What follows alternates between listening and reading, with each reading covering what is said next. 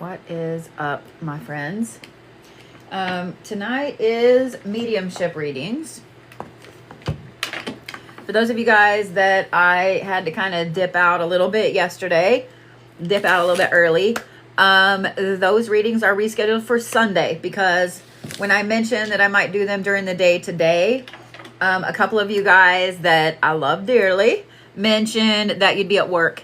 And so I wanted to make sure that you were here for your read. So those have been scheduled for Sunday at 7, I do believe. It is up on my profile link right now. And then we have Warrior Reiki on Monday. Thank you, Miss Joy. How are you? How are you? How are all of you? How are all of you? So y'all know that like 113 was last week, but 1113 is next week on Wednesday.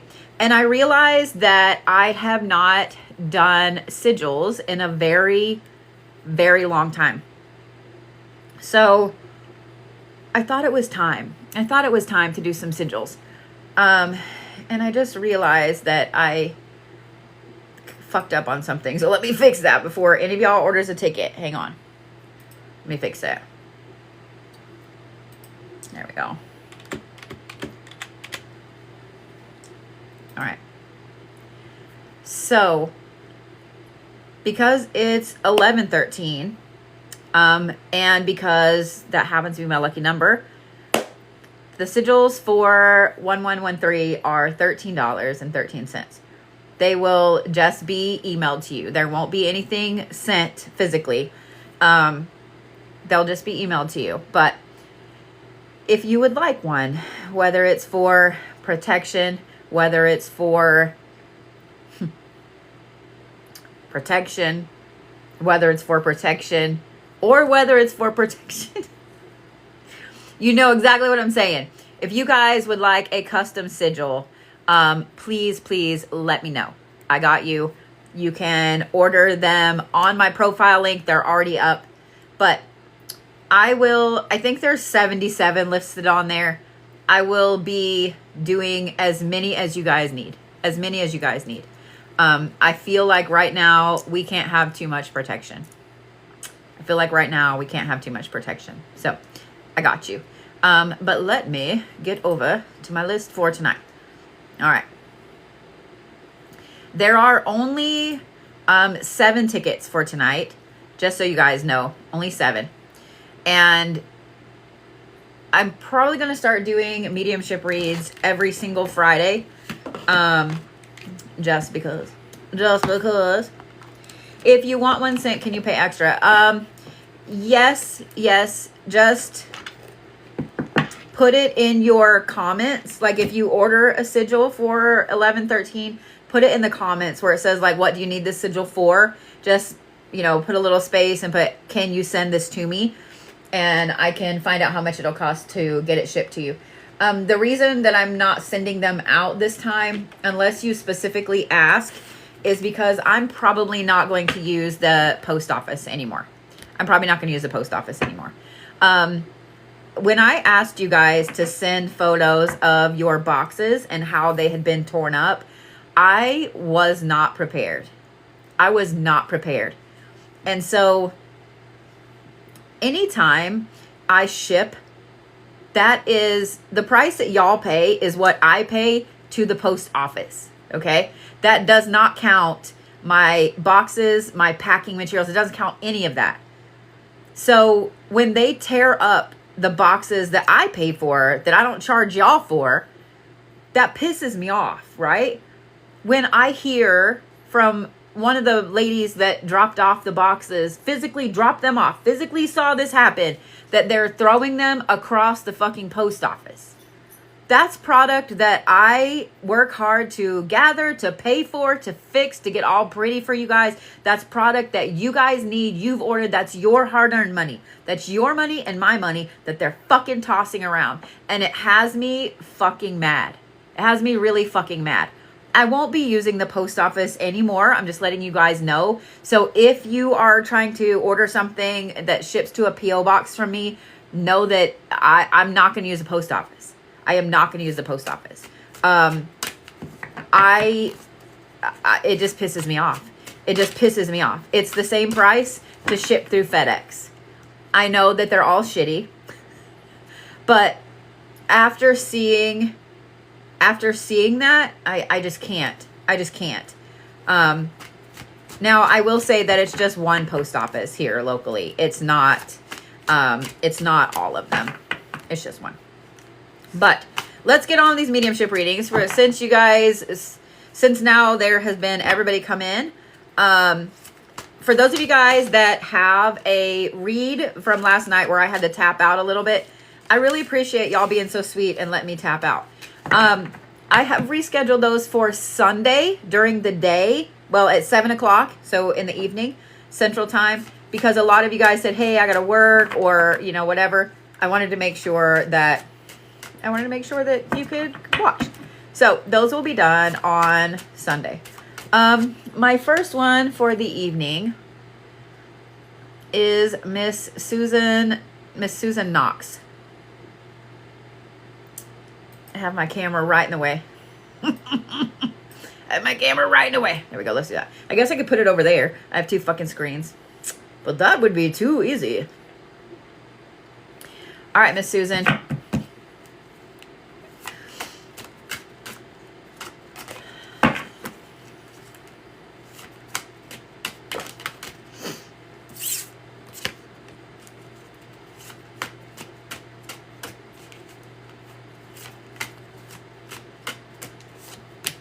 You have two ladies.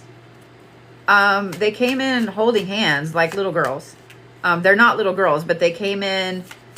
It's so funny. They like juxtapose themselves in an older version over, like they're having a younger version come. So the older version looks like there's shadow behind them. It's really interesting. Like these two ladies are super, super fucking close.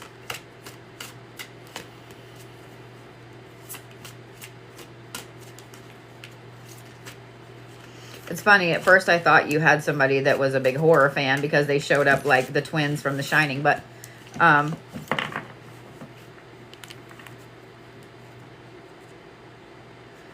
she says it's the lady on the right. Okay. So I have a feeling that this is like grandmother and great aunt. Grandmother and her sister.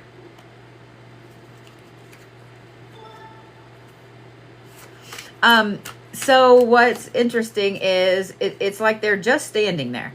They're just standing there.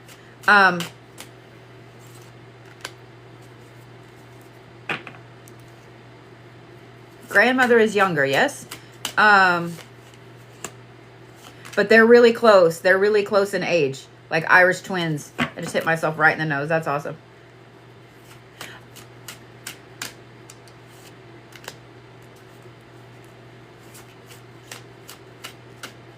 It's so funny. Grandma sings, yes? Because I keep hearing humming in my head. And I was like, all right, is that me just humming a song that's been stuck in my head? But it's not. Like, I feel like mom and sister. Okay. I feel like she's always humming. Am I right? Like, she's doing something with her hands. And I don't know if this is like kneading bread or if this is like crocheting. So I don't know what this is because all I can see is her hands doing this, but she's just constantly humming. And it's not even really a song. It's just humming.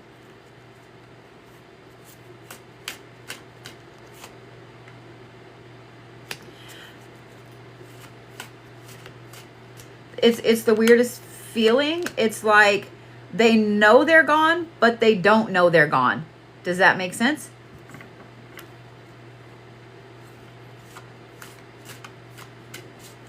Like they know, but they don't want to acknowledge.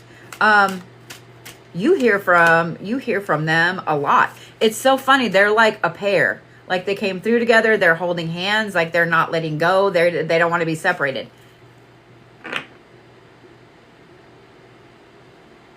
So one of them, I don't know which one. One of them just showed me, it's like a really light pink fabric with dark pink flowers on it. I'm going to say that the flowers are probably about that big, like maybe the size of a not quite the size of a quarter, maybe the size of a nickel, but it's light pink with these dark pink flowers. And it's got pink ribbon, I guess, around the edges, but it's folded so it ripples. I don't know if this is the end of a dress or a doll dress. It looks like the end of a dress. So, was it sewing? Is that the thing that I'm seeing with the hands? Because the fact that she showed me the material makes me think that she sewed this for you. Am I right? Why did she just show me an ear of corn? She just showed me. It looks like an eraser. It's like it's plastic or rubber. Why did she show me an ear of corn? It's funny. Like she showed it to me being funny. Like she didn't show me it like serious. It's just, that's kind of funny. She's got a goofy streak. Am I right? Like she got really goofy. She got kind of serious for a minute and then she got really fucking goofy. She showed me throwing something like this, like horseshoes or something. She showed me her like being really good at something, like throwing something. Do you know what I mean? Your Aunt Nancy? The corn or the material? Because like, so you understand this. Whatever she's doing, she's tossing something. It seems like it's something little. Am I right? The corn. Okay, that'd be your Aunt Nancy. Okay. Do you understand? Okay. They feel like, this makes me kind of sad. They feel like if they let go of each other's hand, they're going to lose each other. Even though that's not the case. They have tethered themselves here. Like they're not ready to move on. And it's not a bad thing. Okay. So don't think that I'm saying that in a bad way. They are holding on to each other's hands and they have tethered themselves here because they feel like there is something that isn't finished. It's not something with them. It's something that they feel like they can help with, even though they're not here anymore. And this is like something, it started off really small, but now it's massive.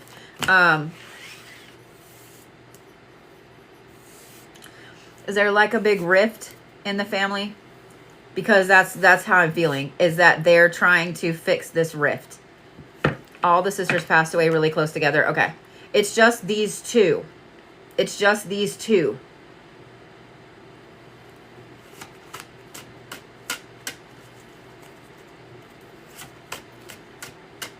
But thank you guys for all the new followers. I looked up to see a whole ton of you guys.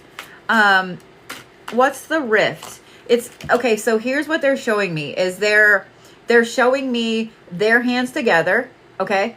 Their hands together. And then like a tie straight down. So it's almost like the letter Y, but it's duplicate. I don't know if that makes sense.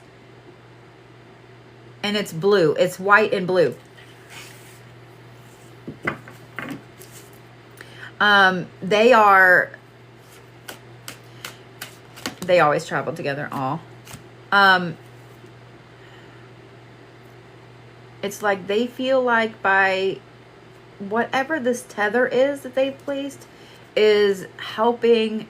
They're here to help anchor the family.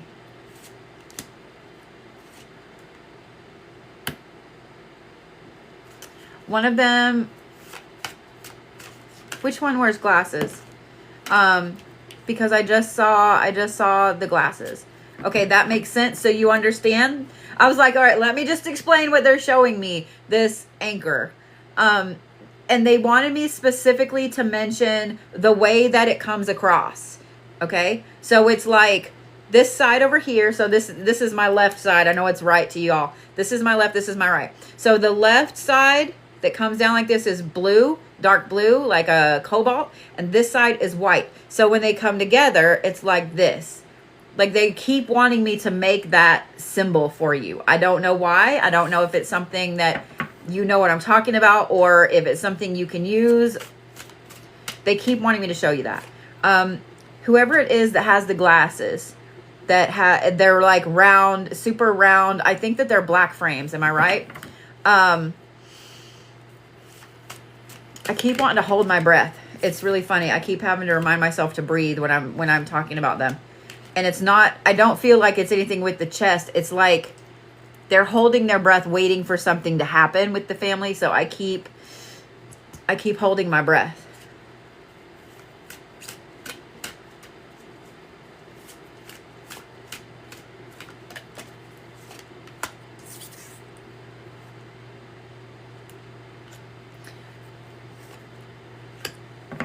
It's so weird. Like she playfully showed me the corn again, but it's little, like a toy. And then I heard like a storm siren for just a second and it went off. And we don't have those kind of storms here this evening, so it's not here. Whatever this is, so the corn thing, at first it was funny, but this time it's like serious. She was like, boop. At first when she showed me, it was like humongous. It was really big and funny, like a piece of foam or something you'd hit somebody with. But then she showed me that it went from like this to this, and it's serious. So corn represents abundance. It represents, being able to feed your family for the winter, things like that. And the fact that she showed it to me like this and it shrunk really quickly and then there was a siren around it, she's worried about something. And I say she now because it's, okay. So when they're facing me, showing me who they are, it's the one on my right. And this is the one that does not wear glasses. The other one is the one with the glasses. This is the one that does not wear glasses. She's worried about something, and she's worried about something shrinking like this, like really quickly. So I don't know if this is like career-wise in your personal family or if it's with the entire family. But she wants you to be aware of it. It's not a panic. It's just a, hey, this is coming. Does that make sense? Like circle the wagons kind of thing. Yes? Okay.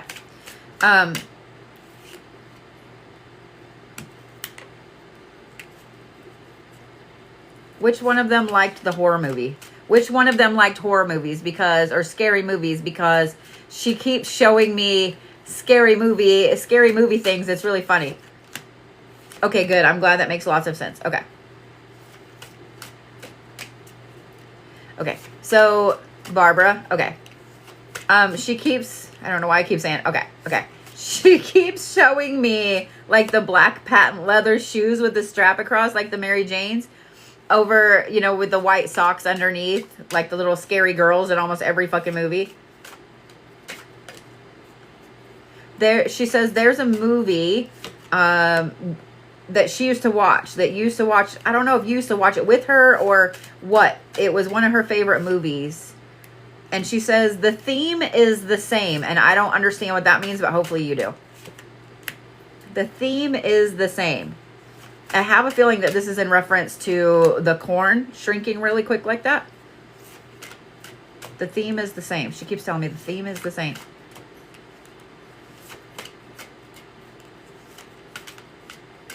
They're really funny. You think that's your mom? Okay.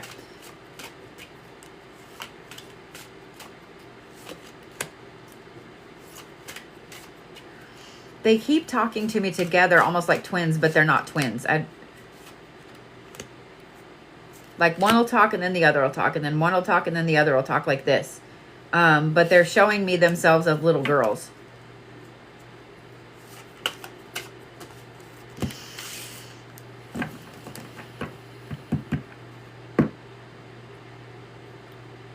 I'm glad you understand what I'm saying as I'm explaining it. It's just really interesting the way that they're popping up, the way that they're communicating. It's like they go from really playful to really serious. The little girl makes sense. Okay. They go from really playful to really serious, like in the blink of an eye.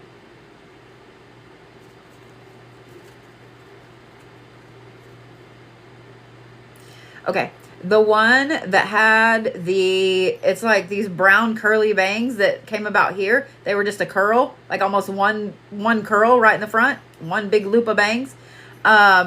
she had some interesting gifts. Yes. I don't think she had cards, or maybe she did, but there's an interesting divination talent with her. Yes. You have it. It's like an old folksy, folk grandma, folk magic thing. Yes? Okay, you understand what I'm saying? She also used to do the needle on the thread.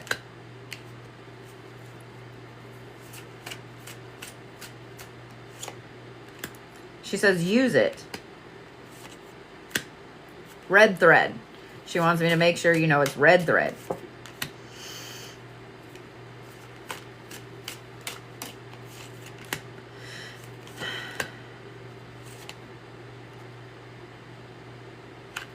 She wants me to mention the third lady that's not there. It's like, you know how I said they're holding hands and they're forming that symbol? There are people in your family that have passed that are back behind them that they're doing something. They're busy. I don't understand what they're busy doing. It's like it's black behind them, but I know that there are people back there like doing something, like really, really concentrating, doing something. But she wanted me to mention the lady that isn't there.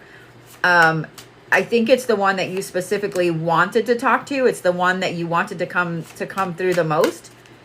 But they said she's working. And it's apparent, like they're making me feel like it's something really important and she can't pause. She can't stop right now. So I don't know she's not working on something from when she passed away. She's working on something for family, for you here. Like there's a big change, a big shift in the family. I don't know if this has to do with the rift that we talked about just a second ago, but it's almost like she's sewing something together. Because I see her doing this, but it's almost like she's sewing something together to fix it. Does that make sense?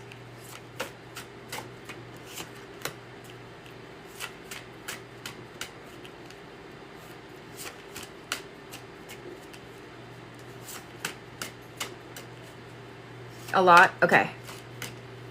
So it's not that she doesn't want to visit. It's that this is vital. This, whatever it is she's doing is vital. And it's like, I can't stop. I can't stop now.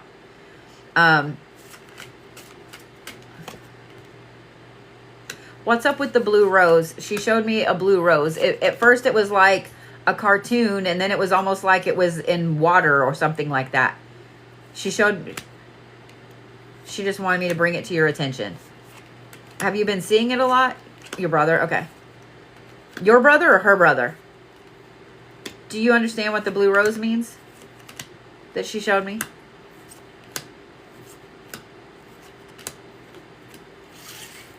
Your brother, okay. Okay, you understand. Because apparently that's her symbol to you, am I right? Because when she showed me that, it was like,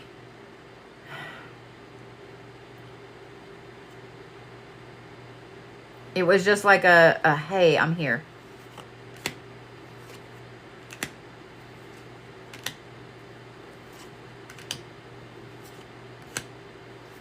You know what she's referring to. Okay, good.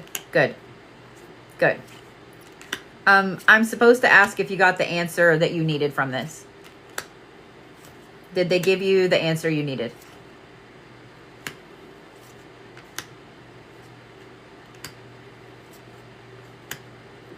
The two ladies holding hands, almost. Okay. The two ladies holding hands, like they have to go, they said. She said, I'll see you.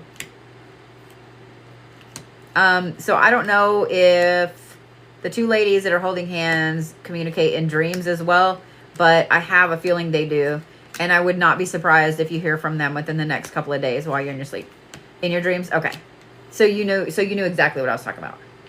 Okay. Yeah, it's apparently, it's almost like You know, when you talk to somebody and you're like, oh my God, girl, I have so much to tell you, but I can't tell you till other people leave. It's like that. So I don't think that it's for me to say publicly. I would pay very close attention to your dreams tonight and tomorrow. I would bet tonight, to be honest, because it's obviously really important.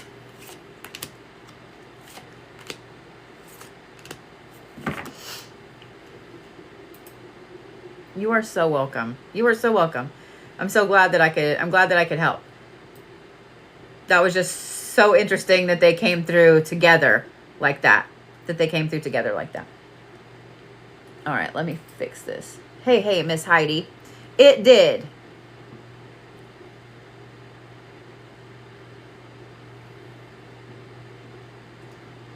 My whole list just got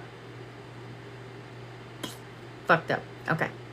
I don't know if we have internet issues this evening. Let me put this over here.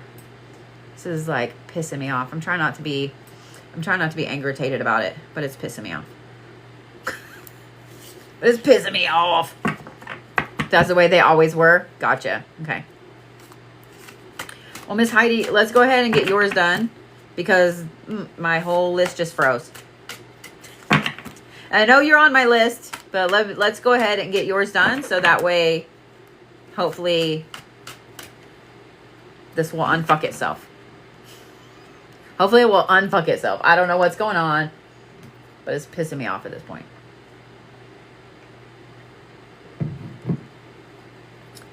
I was looking around. I only have 3 drinks. I'm proud of myself. Because I finished my other one.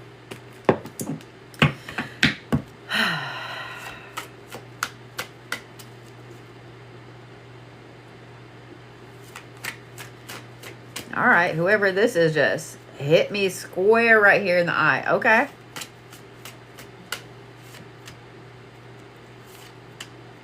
Ooh, this one's kind of angry. Not angry at you, but like there's a... I don't understand the eye. Okay. Whenever I took the deep breath and I first started pulling that in, it's like literally something went like this, like hit me straight right here. And it's like, once I felt that, I was like, what the fuck? Like, I just want to keep my eye closed. It's the weirdest feeling, right? So I just want to keep my eye closed like this. And there's like it pissed me off. Does that make sense? It pissed me off. So I don't know if this is a stroke or if this is actually an eye injury or a head injury right there. But this is the weirdest feeling. Like, I just want to keep this eye closed like this. That's how your headaches start, right here on your right. Because whatever that is, like, that's the weirdest feeling, dude. I feel like a pipe just went through right here. And now I'm mad. So this is a man's energy. Like, this is a dude energy. And I kind of feel like he had the same thing. I feel like he had the same thing. So do you get ocular migraines? Like, my whole eye is blurry. This is fucked up. My whole eye is blurry. Like, to me, I know that, like, that's like an ocular migraine.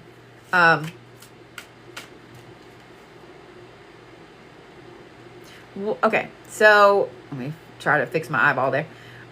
Here's what I was supposed to ask about. Your nerve, your ocular nerve. Is there a problem, like a genetic problem with it? Because I feel like that I'm being told, I guess, that this runs in your family, that there's something specific with the eyes, yes? Specifically on the right side.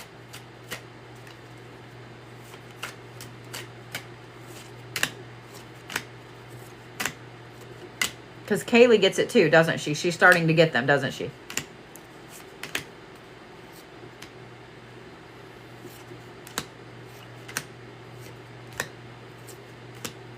Not that you know, a lot of you wear glasses. Okay.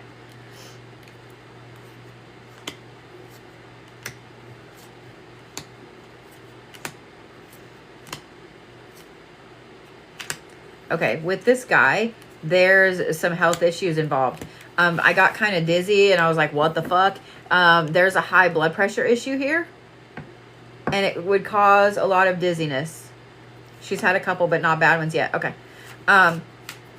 I would advise getting her ocular nerves checked out, like just having an eye exam and having them look at her ocular nerves, at the pressure on her eyes. Like, I don't think there's anything wrong. I just think that, I don't know. I felt like I need to tell you that. But with him, back to him, dude, he's like pulling fucking blood from a turnip. Like, he just wants to be like, here's some little things. Here's some little things. Here's some little things. Like, I get the feeling that this is a guy that would never ever say I love you. He would never ever like be super open with his feelings. Like, he's super, super guarded with stuff, which I get. But come on, man. All right, he's bringing me back to the dizziness and the high blood pressure. Okay. So I get that he was way older when he passed away. And I get that he griped about his health a lot. Okay. I got you.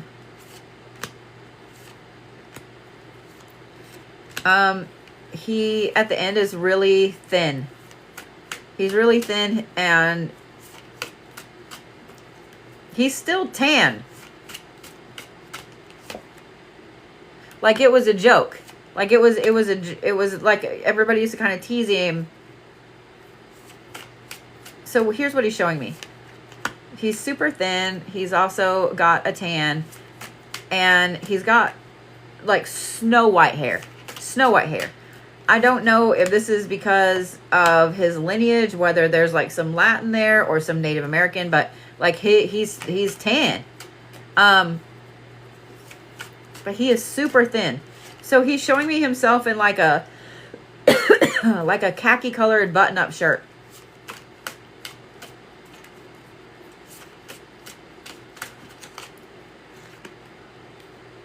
And jeans. Okay. And cowboy boots. Okay. It's so funny. He is like super serious until he's not. He's super serious, and then he has this wide grin. And then super serious again. Like, he even has the angry wrinkles like I get sometimes.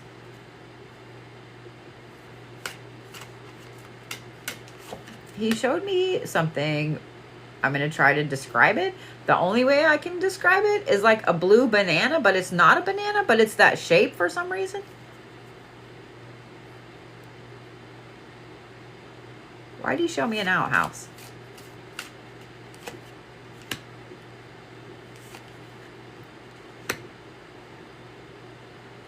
Okay.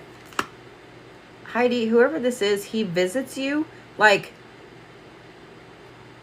an appointment. It's so funny. It's like, I don't want to say, for some reason the number 4 is involved really heavily with him, but it's almost like he visits you every 4 years. It's so funny. Like, I visit, I don't.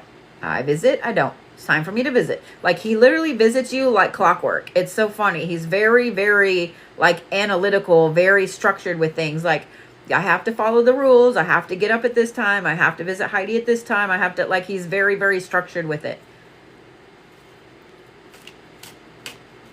Now he's like bombarding me with stuff. Okay.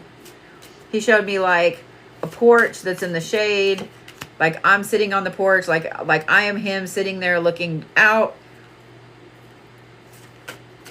All I can see is the grass. Like, I can't really see too much. He's staring down like this for some reason. It's just a really small concrete porch, but it's covered. It's got, you know, the nice little wooden, they're not pillars, but I don't know what you call them, posts. But then he showed me a tractor, but the tractor is like really old, where it has the wheel that's just the thin metal, but it's like ornate. It's bright green and yellow.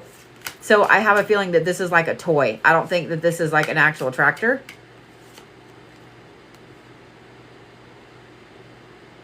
He then showed me like a red wagon, like a Radio Flyer red wagon, but I don't think it is the Radio Flyer brand.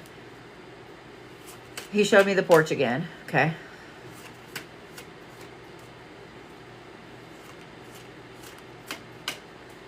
He was really older when he passed away. Am I right? because he keeps showing me like how proud he is of how old he was. Like that was a thing. He's really proud of how old he was. He showed me the number 4 again.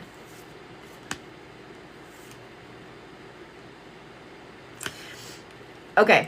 So, does the number 98 mean something to you? And then also, I'm supposed to ask because, well, this is what he showed me. Okay. When you had Kaylee, when you brought her home and you are sitting, it's like, I don't think it's a rocking chair, but it could be. You're sitting in a chair and the wall is behind you back here, but you feel like somebody is right here, like looking over your shoulder.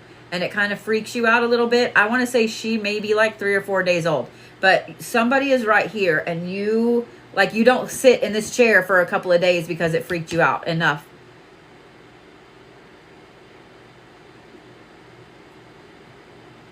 What's her tie? What's Kaylee's tie to him? What's Kaylee's tie to him?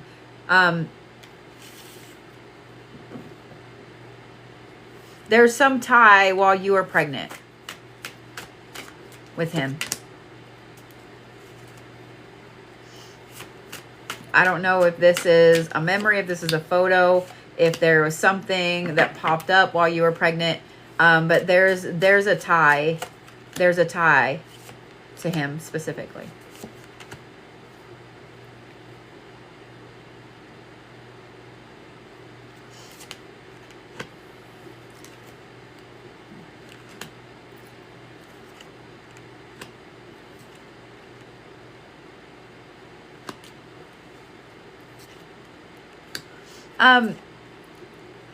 Is Kaylee sitting there with you by chance?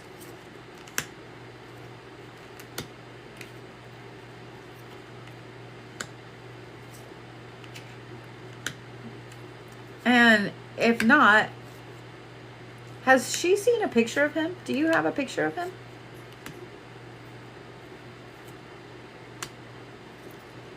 Because if you do, I would... 98 was either the year he passed or my grandma. Okay. If you have a picture of him, I would show her and see if she recognizes him, because I think that she has seen him. Whether it was when she was little bitty or in a dream or whatever. There's something special that connects the two of them. I don't know what it is. Okay.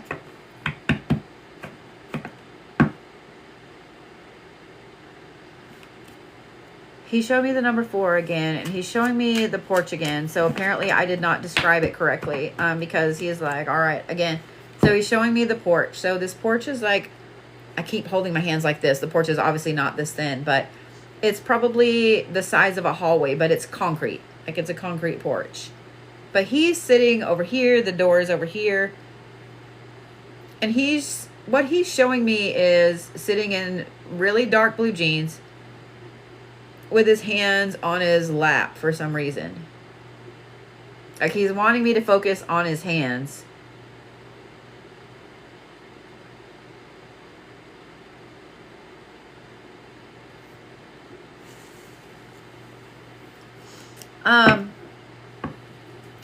So he makes me feel like there wasn't really like a big sickness or anything. He just was gone. Am I right?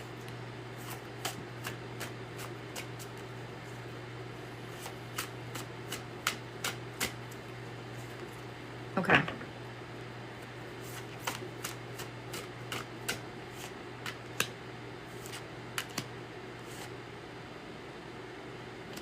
Okay.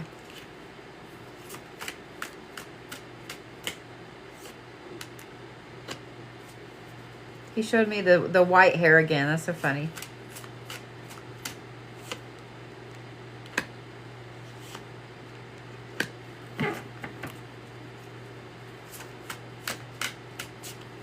So he wants me to acknowledge that it's just him by himself right now.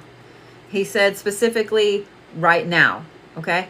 So I don't know if the ladies are busy or what's going on, but he wanted me to make sure to acknowledge that it was just right now. So I don't know if you've been wanting to hear from one of them specifically and you haven't been able to get in touch with them. Now, I don't feel like they are busy. I don't like the last reading where, you know, they were busy doing something, but it's like they're making the rounds. Does that make sense? They're making the rounds and they haven't made it back this way yet.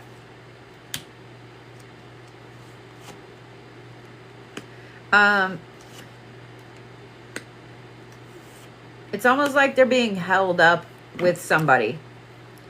You have been thinking of them, his wife and his daughter. Okay. It's like they're being held up with somebody. I don't know if this is like helping or what, but it's almost like, you know, like when you're running errands and you run into somebody you haven't talked to in a long time and you sit there and chat for way too long. It's kind of like that, but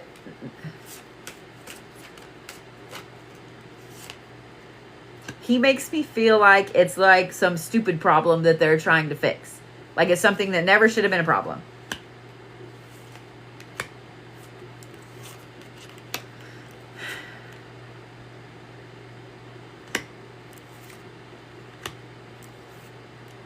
Correct me if I'm wrong. You're from New York, right? Am I remembering that right or different, or am I wrong? Okay.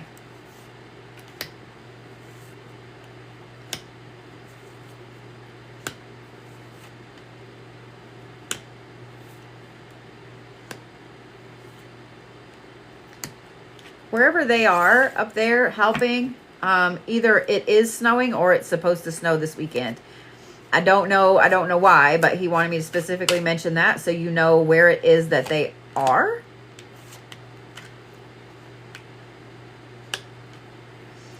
Here's what I would recommend, because he's not coming out and saying this, but he feels like they're taking too long there.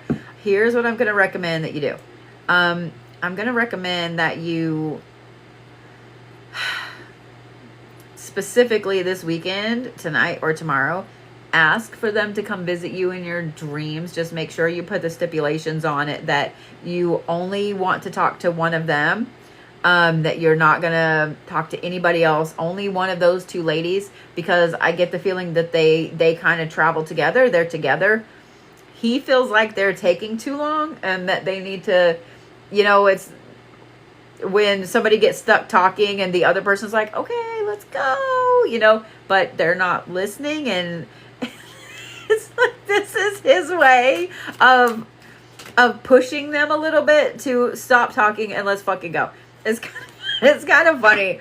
So like, he's totally using you to do this, but I make sure that you put the stipulations on it that you only will talk to one of the two of them, that you will not entertain talking to anybody else, etc.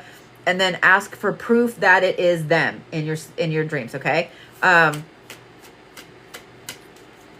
for proof, he says. Yes, ask for proof. Okay. He's kind of funny. You got to get past that like hardcore turnip outside there, but he's pretty funny. Okay.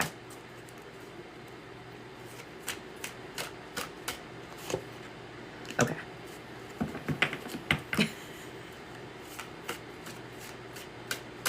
And he's done with me. Okay. All right. He just like cut off communication, like he's done.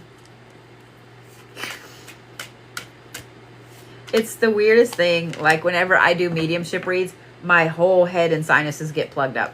It's the weirdest thing. And I realize it when I can't breathe out of my nose. I don't know why, but it's weird.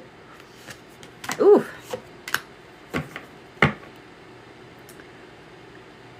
Okay.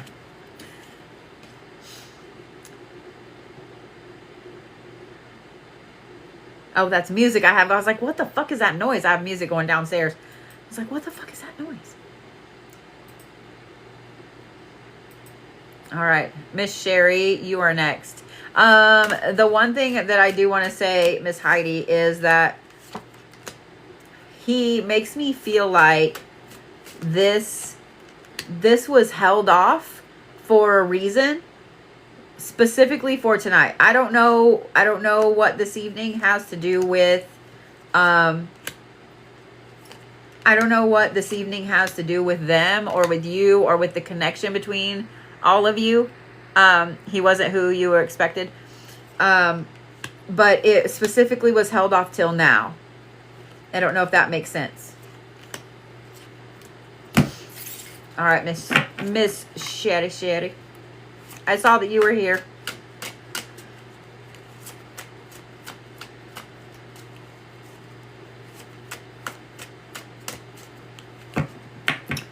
Okay. Well, whoever this is likes country music. Okay. Heard some old George Strait over a brand new song like they're playing at the same time. Amarillo by Morning. Okay.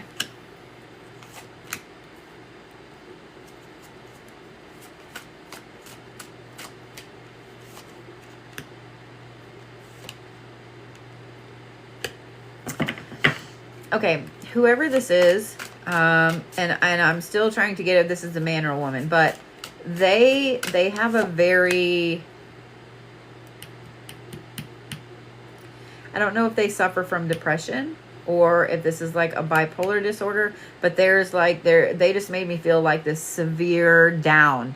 Does that make sense? Like they had a severe melancholy in there that was always there.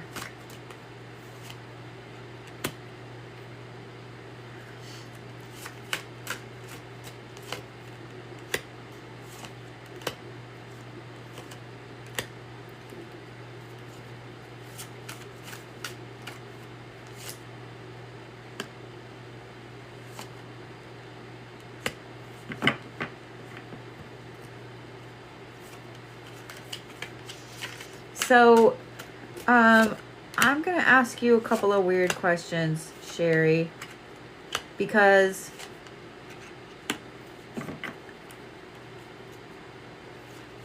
I feel like I should. Have you been kind of getting creeped out lately? Like either feeling like you're not alone in your house when you know you are, feeling like somebody's right there when you know no one is there. It's like the weirdest feeling that I'm supposed to ask you about. And to be honest, I don't like it. It's a very uncomfortable feeling.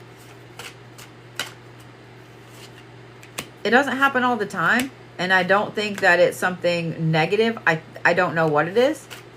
But it's just this weird, it's just this weird fucking feeling.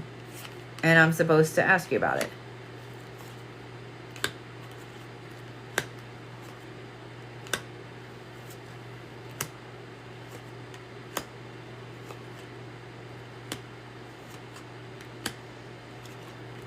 Do you recognize that feeling I was talking about? Like knowing that you're the only one in the house or knowing there's no one else in the room with you, but feeling like there's literally someone like right here?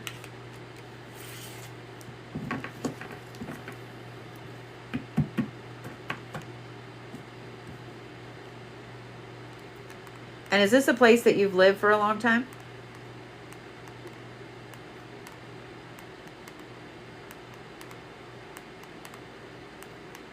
Okay.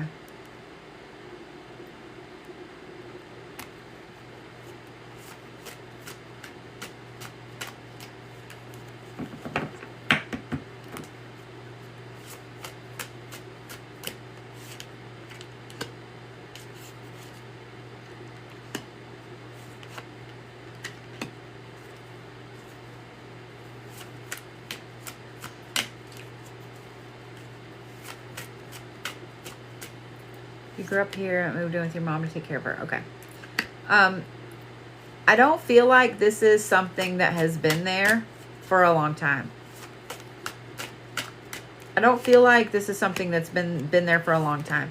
I feel like this is, it's really interesting that I'm speaking to whatever this is. And, all right, so here's the thing with this energy, this entity, whatever.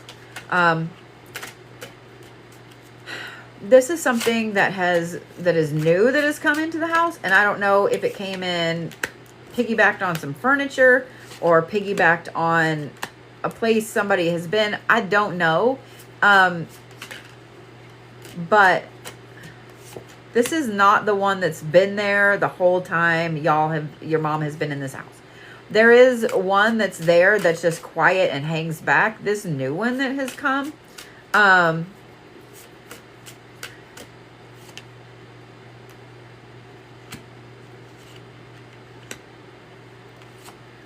this is like a weird, almost trickster-like spirit, and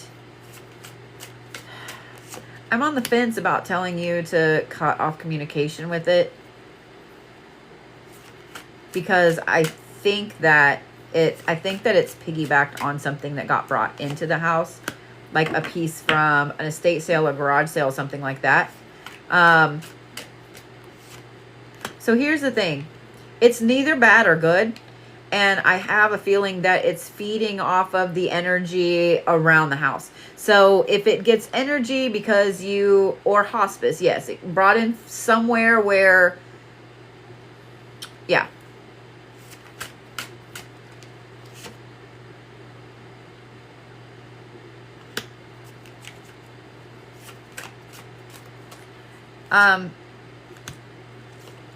Do you have somebody that comes in and out of the house regularly?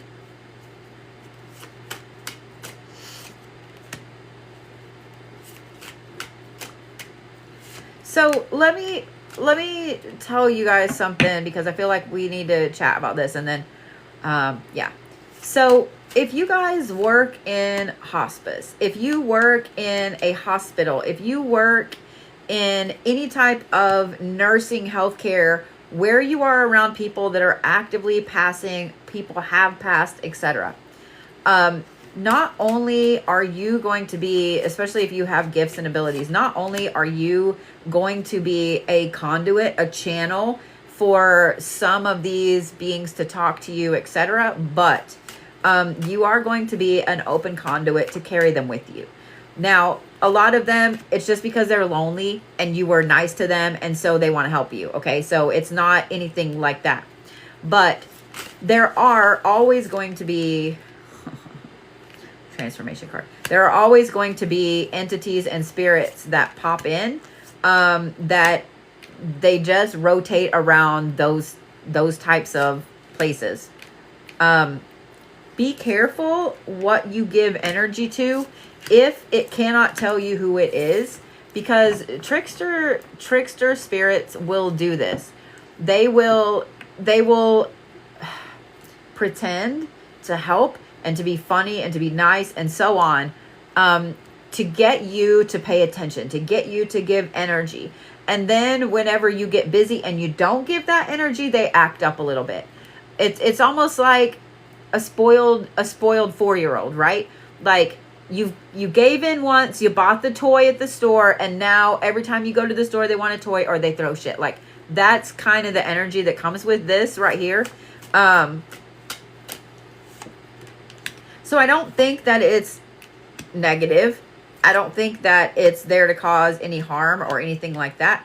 But I do think that it's like a spoiled toddler, because it is the thing that is popping through versus the lady that's standing there waiting patiently for me to talk to her.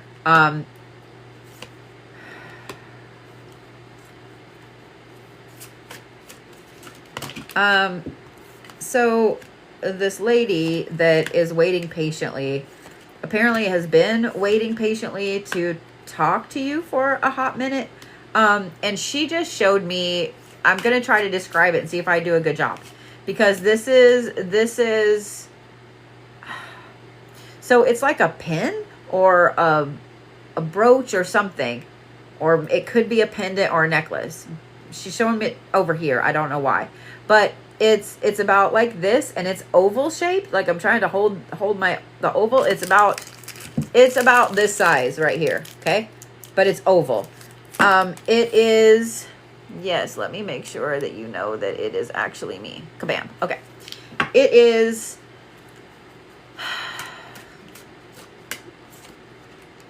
There's like a blue gem in the middle and something silver around the edges. So I don't know what this is, but this is something new. It's not hers, okay? This has to do with however this energy came with you to the house or came into the house.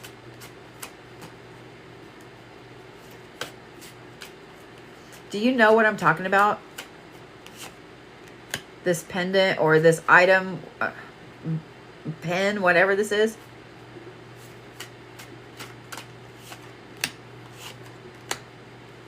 Okay. I would pay attention and I would look for it. I mean, don't like tear the house upside down, but I would just pay attention for this thing. I'm trying to get her to come in because she's been giving me some information, and it's like this energy is kind of, he's done with me. It's a he, by the way. He's done with me now. He doesn't want to talk to me because I'm not entertaining his shit. Okay.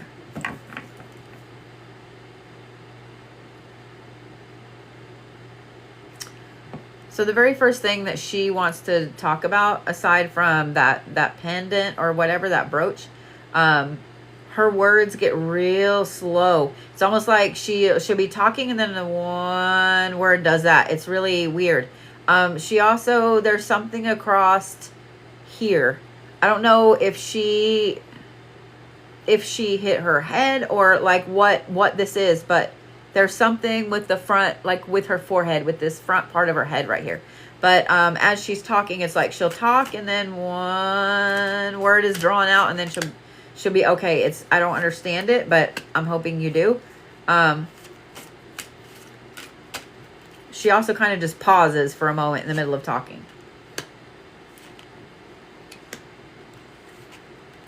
So I don't know if this is Alzheimer's, because that's kind of the feel I get. I don't feel like it's completely dementia because of the word issues. And I don't really feel like it's a stroke because of the word issues. I feel like this is like dementia because she keeps putting her hand like this. Like she keeps doing this, touching this part of her head. She just showed me a bright purple, I think it's a dress. I'm just seeing the top. And when I say bright purple, I mean like royal purple.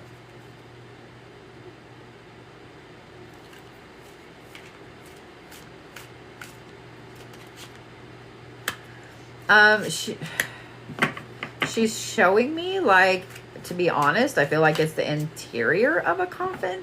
That's this gorgeous, like, plush velvet or something. It's like a maroon or a purple. Does that make sense?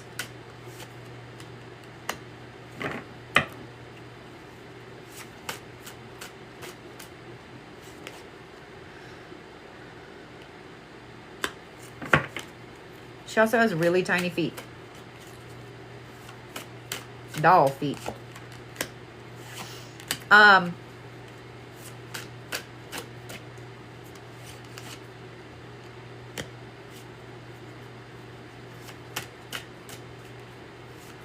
Does any of that make sense?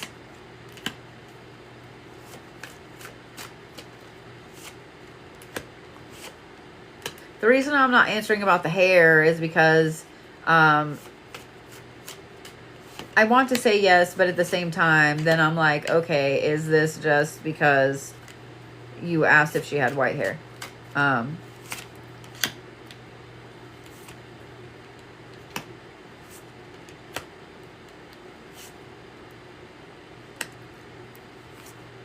She shows me beads, but I really think it's a rosary. I thought it was pearls at first, but it's a rosary. And she shows me like fiddling with them. Like she's fiddling with them.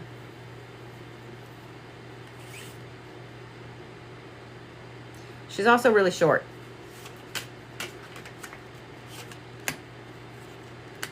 I don't get the feel that she's like a very devout Catholic. I don't get the feel that she's like anything like that. I feel like the rosary or these beads, whatever they are, it's like, it's pearl, like a pearl beads or whatever. But I feel like this is like a fidget. This is like a fidget thing of always playing with these beads around her neck.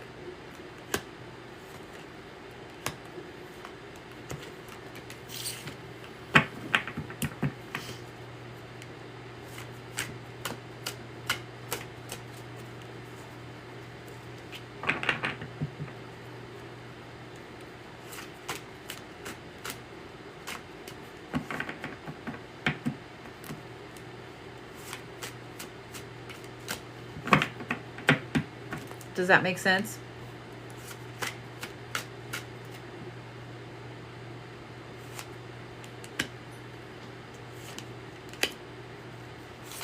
Okay.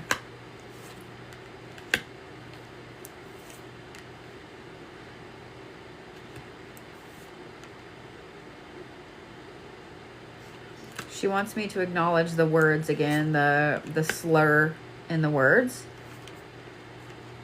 And she wants me to acknowledge the head thing again. Oh. Okay. I'm sorry. So when she's wanting me to acknowledge this head thing right here, it's like she wants you to pay attention to this. Is your mom having a lot of headaches?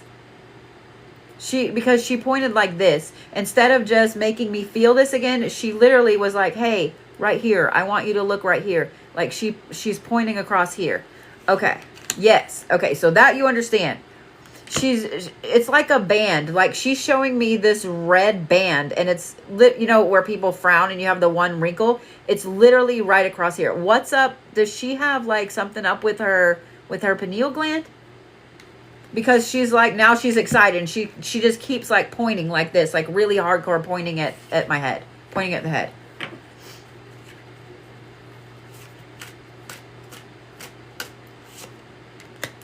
Like not in a worried state, but in a pay attention, look, like that kind of thing.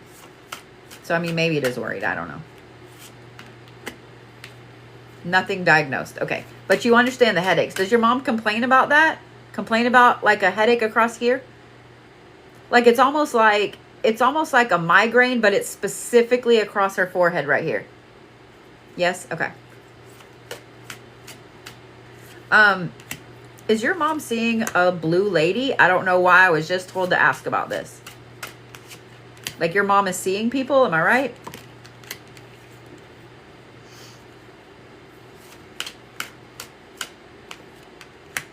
Yes, she is. Okay. I was told specifically to ask about the blue lady. I love the, oh my God, yes. I was told specifically to ask about the blue lady. This lady, it's not that she's just wearing blue. You know, in the movies where they show a ghost and the ghost is all blue, like that's how this lady is showing up to her. Like she's got dark hair. She's got a long dress on, but she's just blue. Like everything is just blue. But I was specifically told to tell you to ask about the blue lady. So first of all, let me say this, that the blue lady is not there to take your mom somewhere else. She refers to her as her mother. Okay. The blue lady is not there. You know how a lot of times they say when you're at the end of your life, like you'll see people because they're there to usher you on. She's not.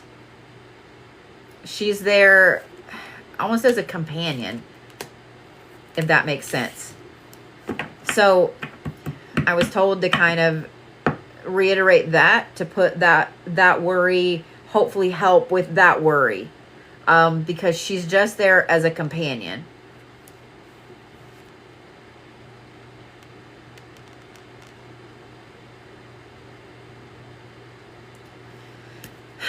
I just saw a brown dog, but it looks like a stuffed animal.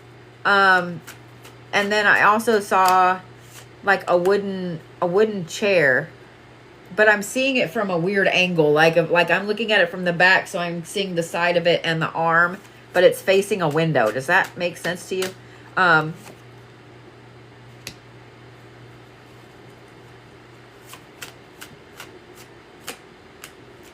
So the spirit in the house that's been there ever since, yes, it makes sense. Okay. The spirit in the house that's been there ever since your mom has been there, considers your mom a friend.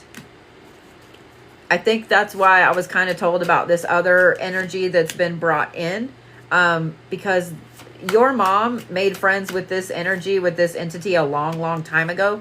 And I kind of weirdly have a feeling that this is who I'm talking to, because this doesn't really feel like I don't know. It's like the weirdest thing.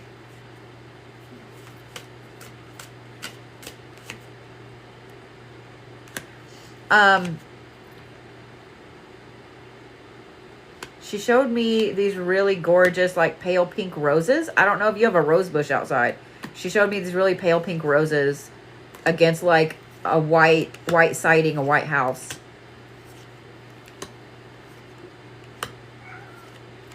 Glad you scared the shit out of me, Holmes. That wasn't funny. That was not funny.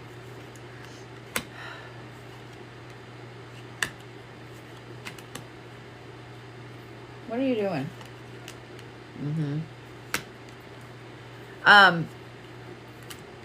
No rose bushes, no white house. Okay. I don't know why she showed me that, but she did. Vlad has been a bad kitty, and so I'm not going to put him in my lap. He's doing everything he can to get up here, but he has been a bad kitty, and I'm unhappy with him right now. And he knows it.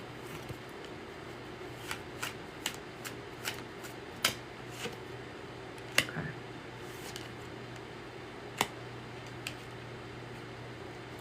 There's an interesting thing about the house that y'all live in, yes? Like, you feel like you're in a completely different out of time zone. Does that make sense? Like, you go inside, you sit there, and it doesn't feel like you're in it doesn't feel like you're in the world anymore. Like, it's a complete separate thing. Am I right? Yes? Okay.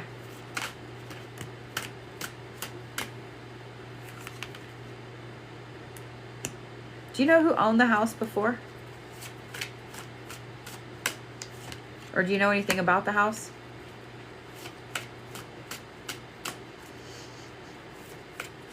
I really like the lady that's there. Like, I really do. This is not the blue lady.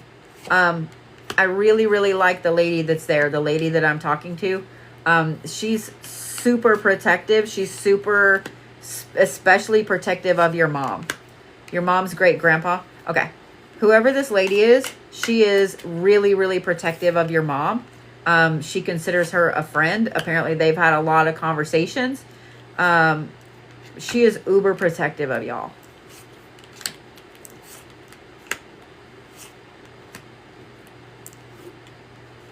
Like, I really like her.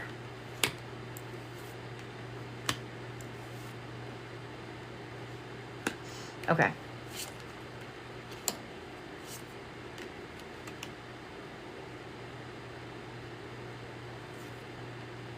I don't know if the name Susie means anything to you.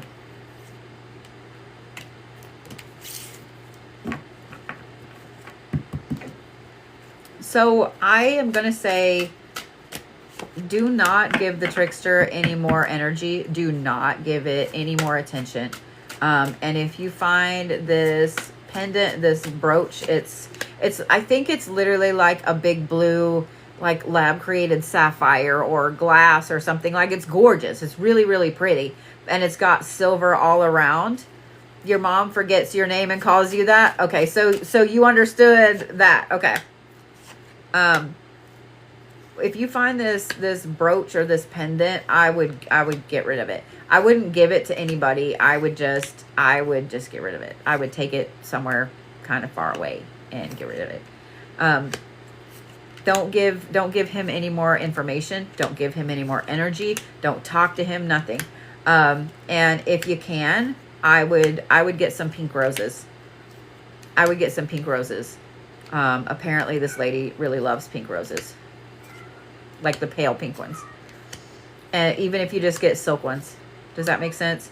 But she's really nice. Like, she's really nice. She's really protective of your mom. Like, she adores your mom.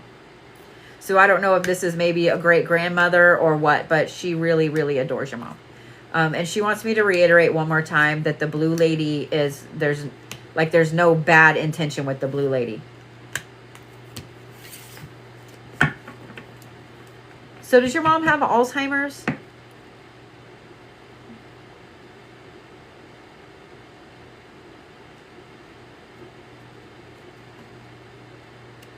Probably your dad's mom? Okay.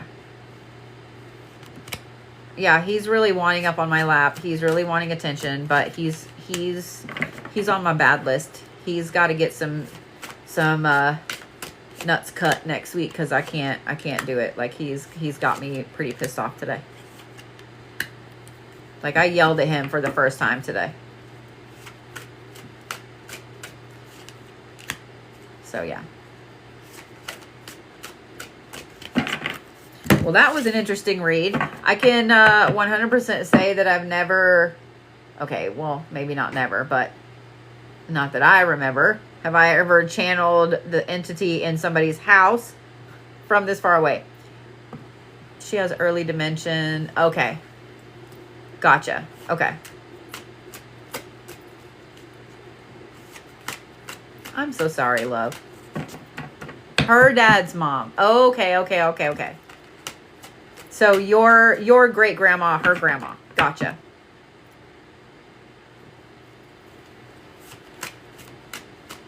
Gotcha.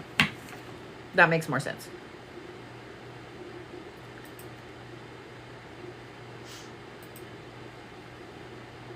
She loved flowers. Okay. Did she have a White House? Because like what she showed me was, it's almost like the side of a porch, the old concrete porches with a little wrought iron. And it's just a little bitty rose bush. It's not humongous. It's just a little climbing rose, I think. But it's just little tiny roses against like white siding, white.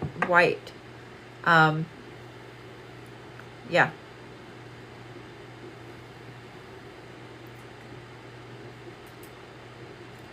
She did. Okay.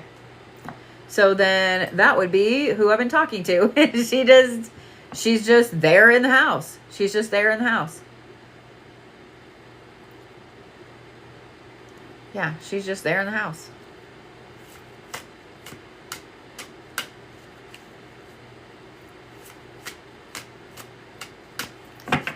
Tubular Bell.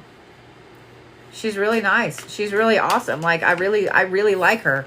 I could just sit and hang out with her energy all the time. Like she's super, super nice. She's super nice.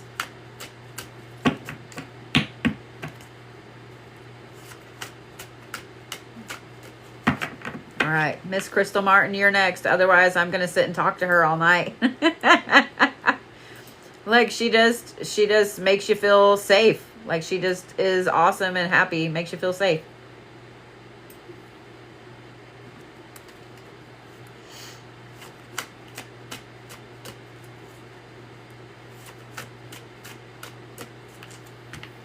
I'm gonna light some more incense because I can. Why are you already crying, girl? I haven't even channeled their energy yet.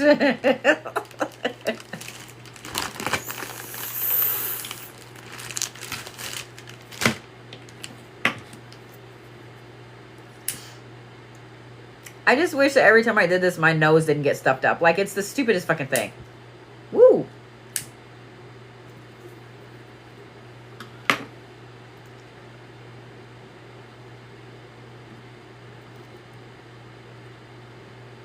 All right.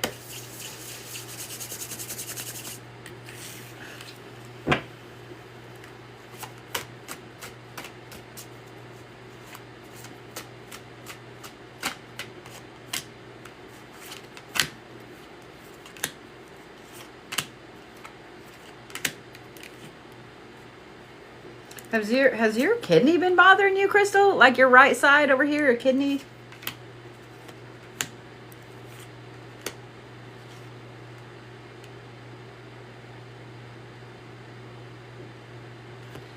So you leveled up, okay.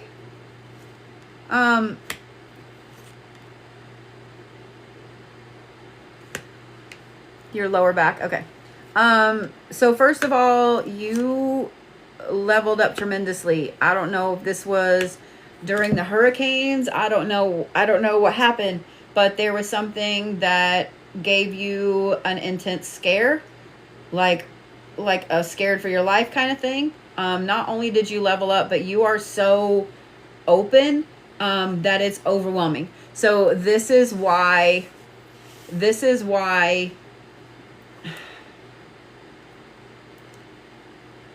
you've like pulled back from really being out and about. This is why you've pulled back from talking to a lot of people. Like, this is why you just don't want to go anywhere or be around anybody, because it's like, this is too intense. This is too much. I wish that I could be like, all right, do this, do this, do this, do this, and that'll stop. You're just kind of going to have to learn how to re-protect yourself and learn, well, not learn. Like, it's just kind of part of it. Like, you'll get used to it. Does that make sense?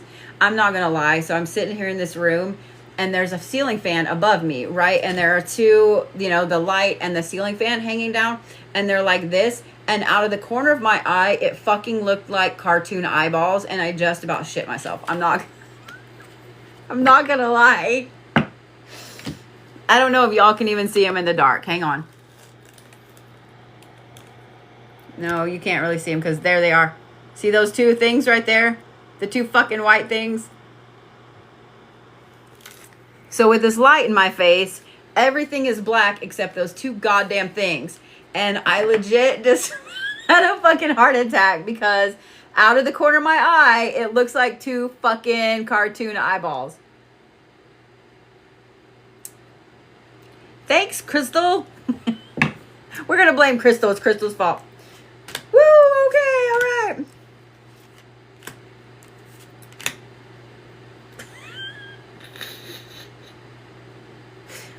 Fuckers. I'm going to have to change those out. I'm going to have to change those out because... Fuck. All right.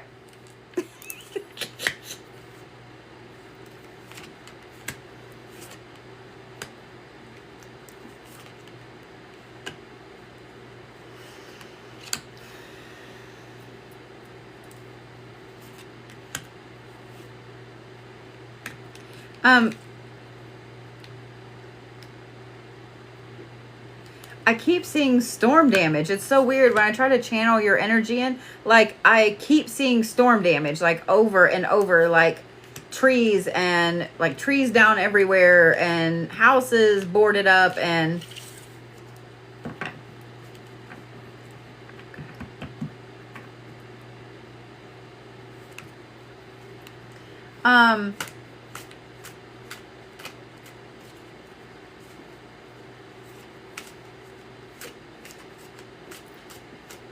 there's a little boy around you.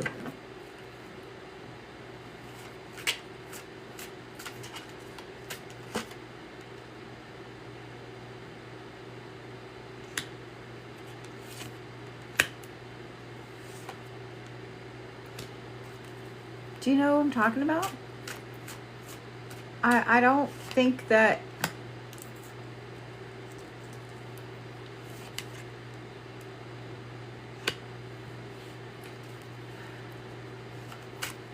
That's who you've been waiting for. Okay. It's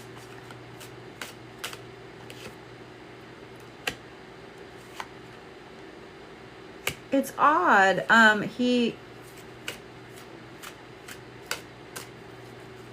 He's just kind of standing there. He's not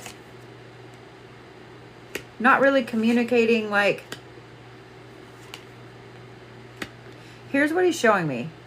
I'm going to describe it, okay? So I saw the storm damage, okay? So it's like I'm looking at this street. There's houses, you know, most of the houses that I see, the one directly over here is white. And there's trees down, there's branches and stuff. Like, it's not total devastation, but it's just like after a really horrible, like, windstorm, hurricane, tornado, etc. has rolled through, right? But the houses are still intact. But I see this, and then I see him just standing in the road.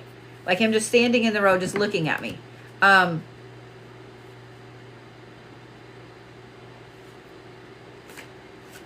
He's been gone a while, yeah?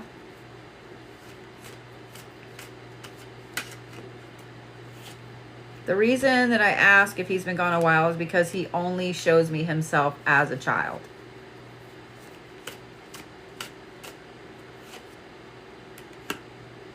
I also get the feeling that he doesn't talk. He's happy to take my hand and show me around.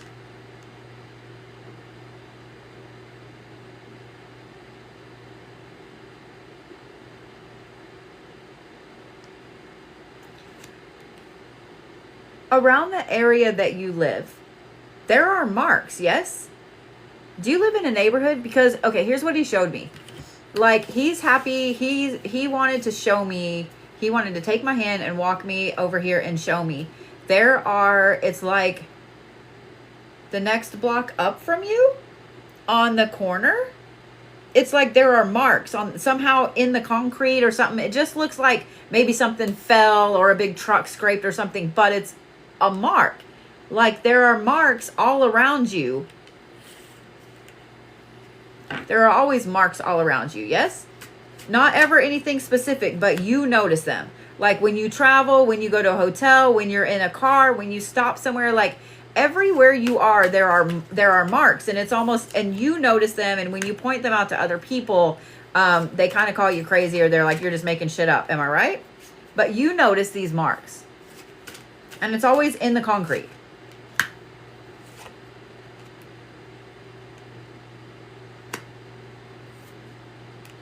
Yes? Okay.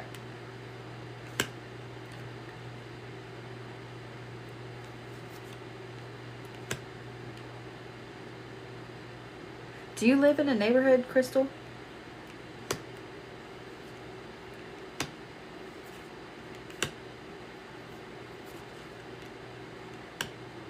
Okay. Do you recognize the White House at the end of the road? Like there are houses right here. It's like this road is a T and there's a White House right here. Do you know what house I'm talking about?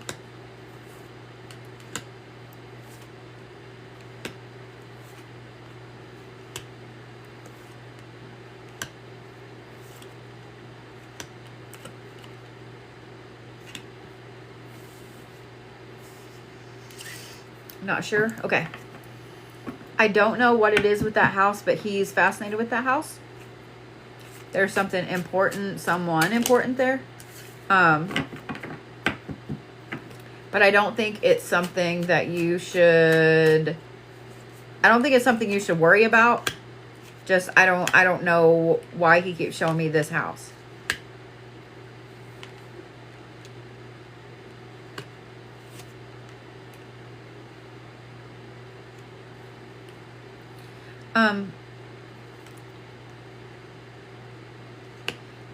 He is like a really interesting energy. He's like super old man, super powerful, wrapped up in like a 6-year-old body. You don't pay attention.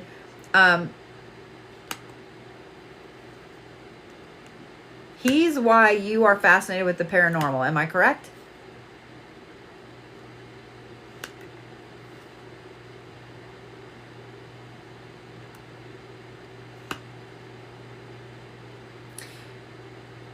He was 6 when he died. Okay. He showed me somebody like, you know how when a kid's shorter than you and they have their hair is a little bit long and you just kind of ruffle their hair like that? He showed me that. Like he's got kind of chestnut brown hair.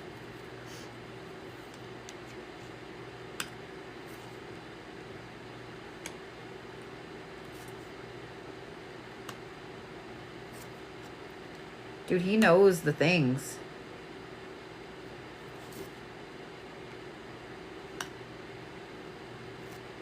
Okay.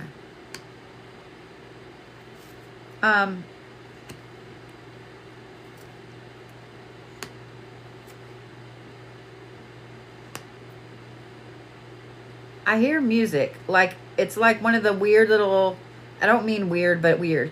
Little music boxes with the teeth, with the ding, ding, ding. It makes the ting, ding, ding, ding, ding, ding. Like, I keep hearing that kind of music. Like a little weird old jewelry box. Not in a creepy way. Not in a creepy way. But,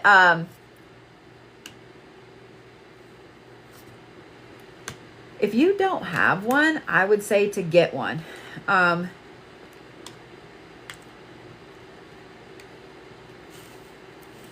Okay.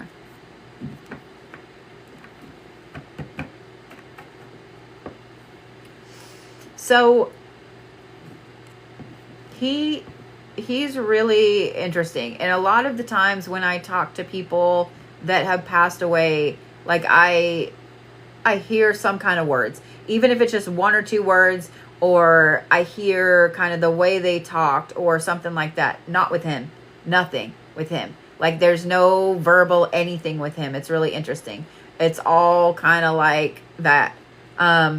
Even when he was little, y'all knew what each other was thinking, yes? Because I don't get the feeling that there was a lot of like long, deep conversations. There was just, y'all knew what each other was thinking. Am I correct?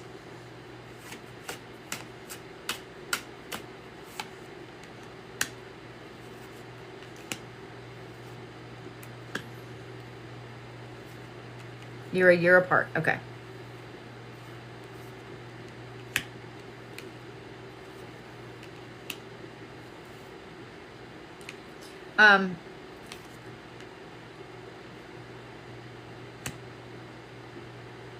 It's so funny. He just shows me himself standing in the middle of the road. Does that make sense to you? Him standing in the middle of the road? Like I don't understand. Your best friend. Aww.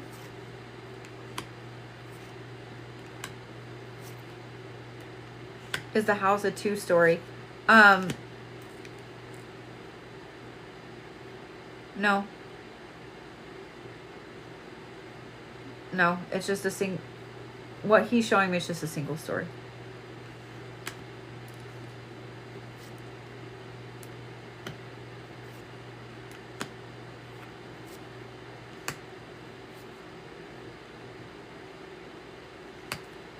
He is really intense. Okay, so here's what I'm gonna say. Because it feels like there's something he's waiting for. It feels like he's waiting for something to open. Okay, I don't think he's waiting for someone to pass, nothing like that. But it's almost like he leveled up an intense amount as far as how he communicates, what he says, etc.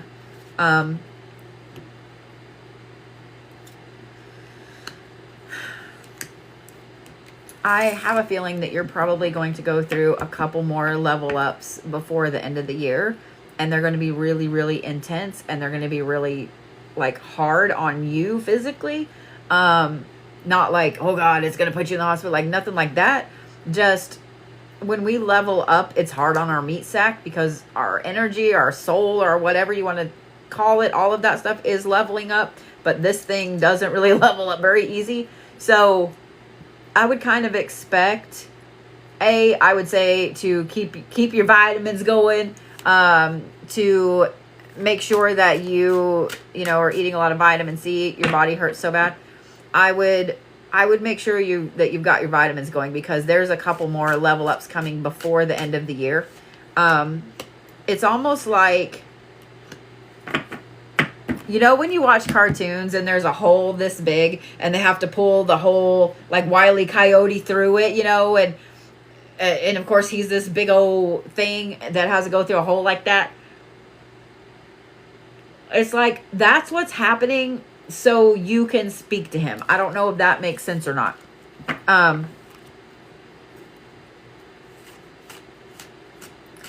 He wants me to mention the marks in the concrete again. Apparently that's his way of letting you know that you're protected. He's 100% a protector. And he, not only you, but everybody in your family, everybody that he cares about.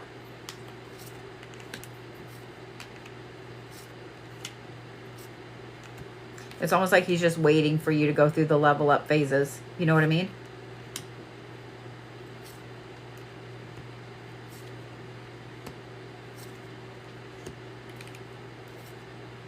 You felt that? Okay.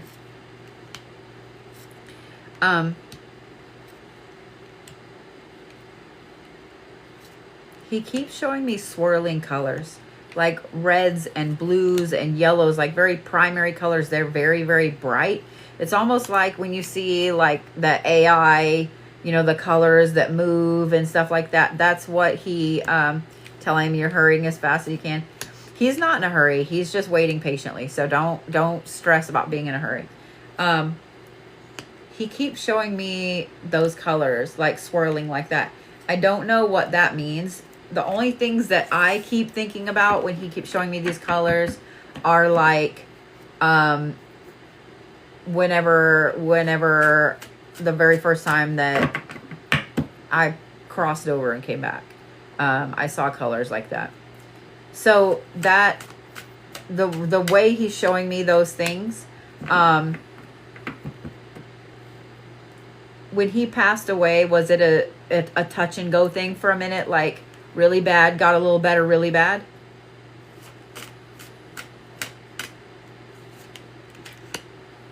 Does that make sense to you?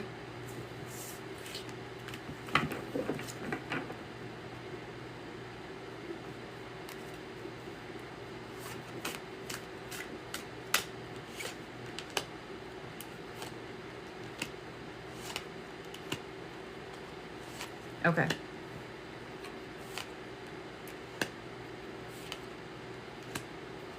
Does the blue bicycle make sense to you? Blue bicycle, black rims, black tires.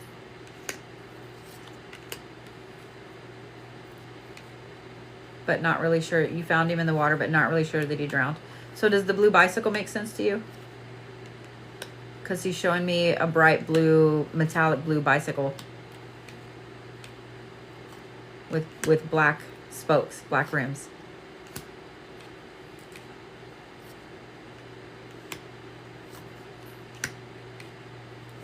He wanted to be Evel Knievel. He's specifically pointing to that bike. Like he brought me back to that bike, blue with black rims. So was that his bike or not? Or do you remember? Okay. He also showed me a little ramp. Did he have a little ramp?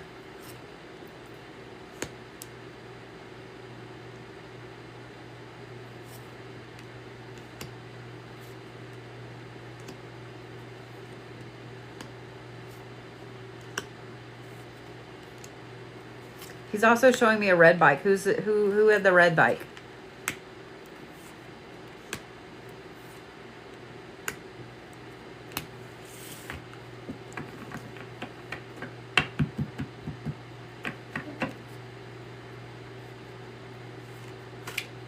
Not sure? Okay.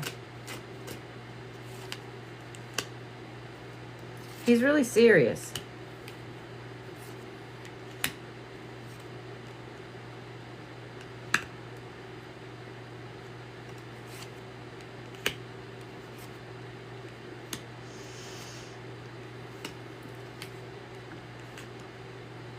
He showed me some really tall, like, I assume they're pine trees because they're really, really tall.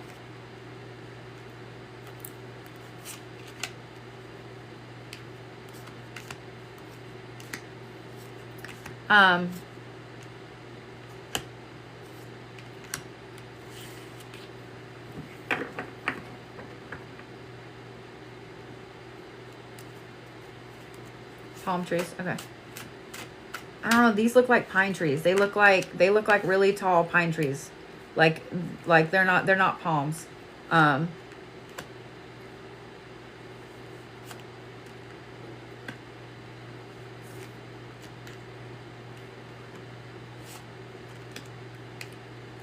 So with him, like he's okay. This is like what he showed me, I guess. I don't know how else to explain it. He's like a blanket in that he covers everybody in the family at the same time. Like he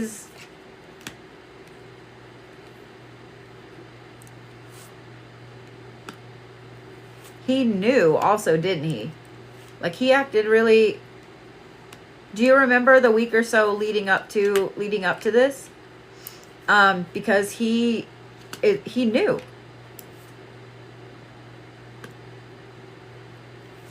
He was like an intense little kid, yes? Yes?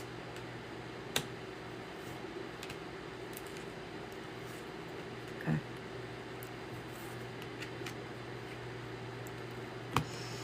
Very.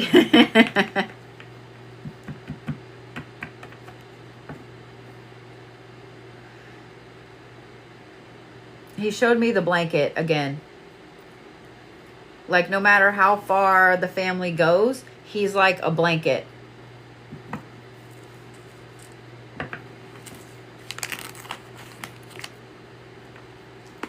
He's making me hungry.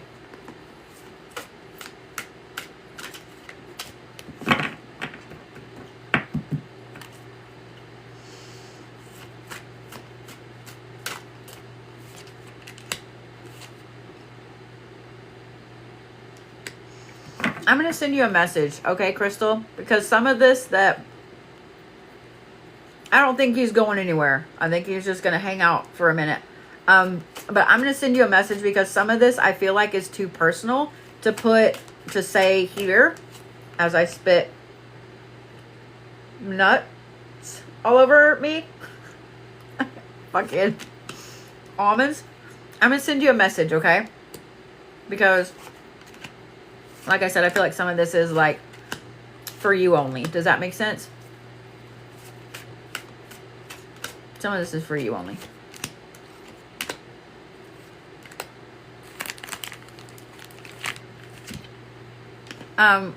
Mods, I don't know who all is here, but can one of you guys remind me here in just a second that I need to send Crystal a message? You are so welcome, Miss Crystal Honey, and I'm glad that...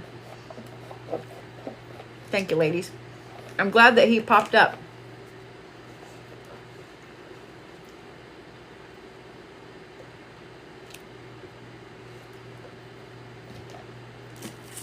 Thanks, Sass.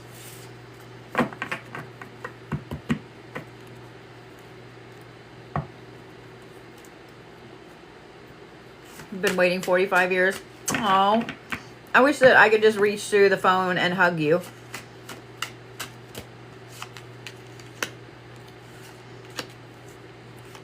I will say there's a lot of anger there with him under the surface. But it's something that he came to terms with already. Does that make sense to you?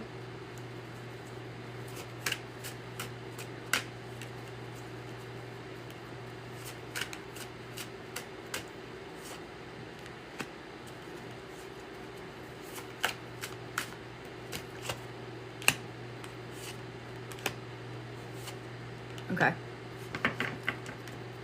I'll send you a message whenever I get off of here. I'll send you a message when I get off of here.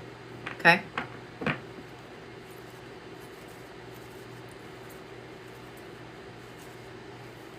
So many things, dysfunctional family. Gotcha. Okay. Well, I'm going to send you a message here in just a minute, okay? Well, I say a minute. My reads are long tonight, apparently.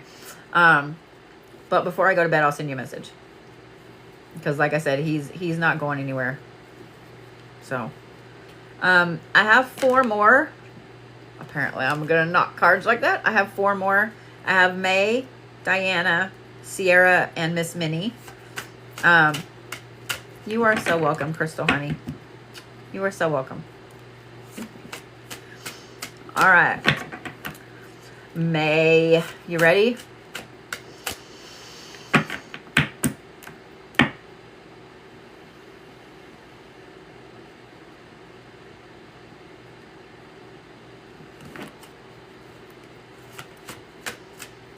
May, are you here?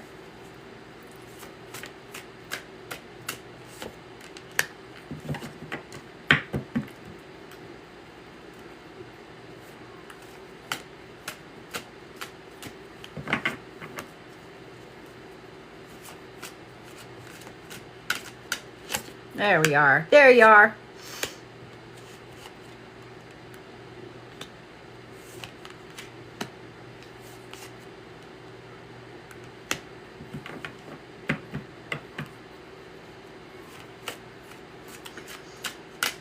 Okay, so I'm told to ask about your username, your name, that you chose May for a reason, yes? It means something special to you.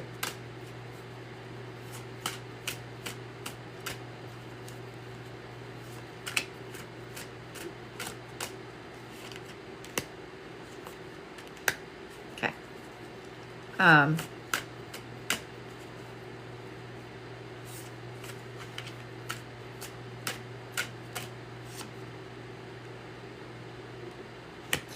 It's so funny. The reason that you chose this, it's like there's a circle of people that revolve around this. Is this birthdays? Or is it...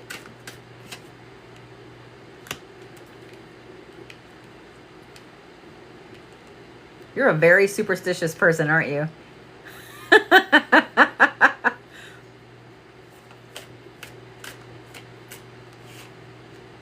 It's so funny. Whoever this is like tattling on you because they showed me that, like, and what's funny is, like, I feel this on a deep level because I do the same thing. Like, if I touch one finger, then I got to touch all the others, right? Like, if you do one thing, you have to do everything else in succession with it. But they're kind of telling on you a little bit that you're very superstitious. Like, you pay attention to every little thing, all of the numbers that pop up, butterflies, yellow butterflies. You pay attention to everything. Okay.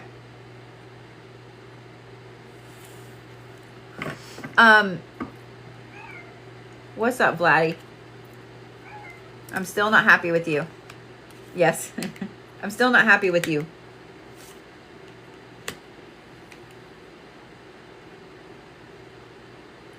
So I keep seeing a circle, but it's going counterclockwise like this. I keep seeing a counterclockwise circle, which is undoing something.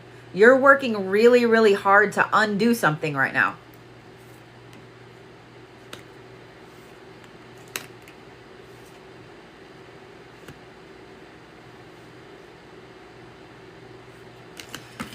I don't know if you understand this. I saw a circle and then a square on the outside of it. Just like lines. You know, like if you saw a necklace that was a circle and it has a square around it. But in this square, I'm not supposed to be playing with my cards while I read for you. It's so funny. First of all, you have a lot of people around you. But they form these really intricate patterns around you.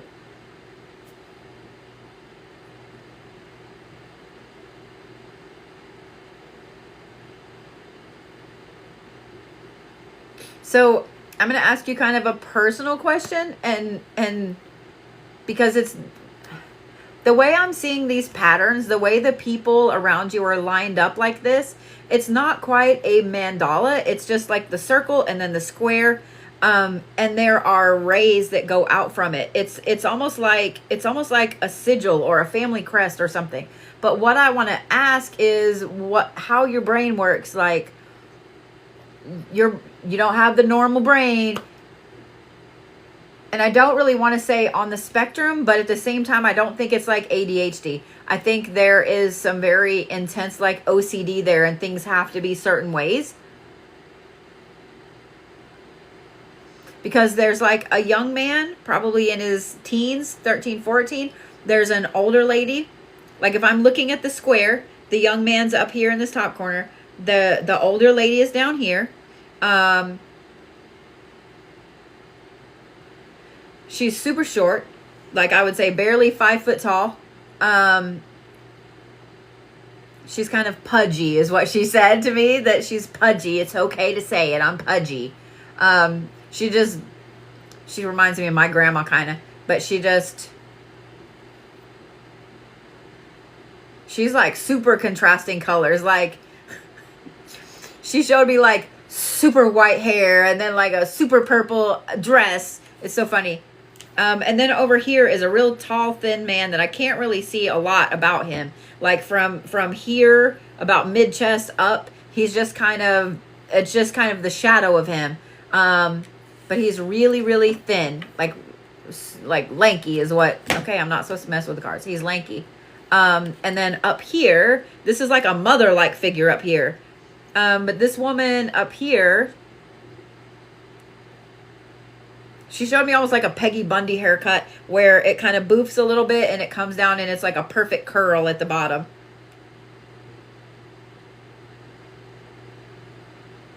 All four of them want to talk to you. Like literally all four of them. The man, who his head and stuff is kind of shadow. He's just there. He wanted to make sure I mentioned him, but we're going to talk to this lady up here with the hair. And I get, it's kind of an auburn color, because she's the one that's like the loudest. I don't know, the more intense. I don't know how to explain it.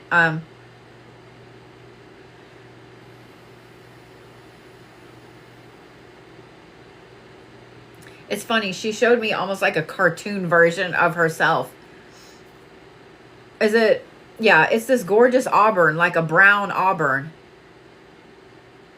But it's got this perfect curl at the bottom. It's like a 50s hairstyle.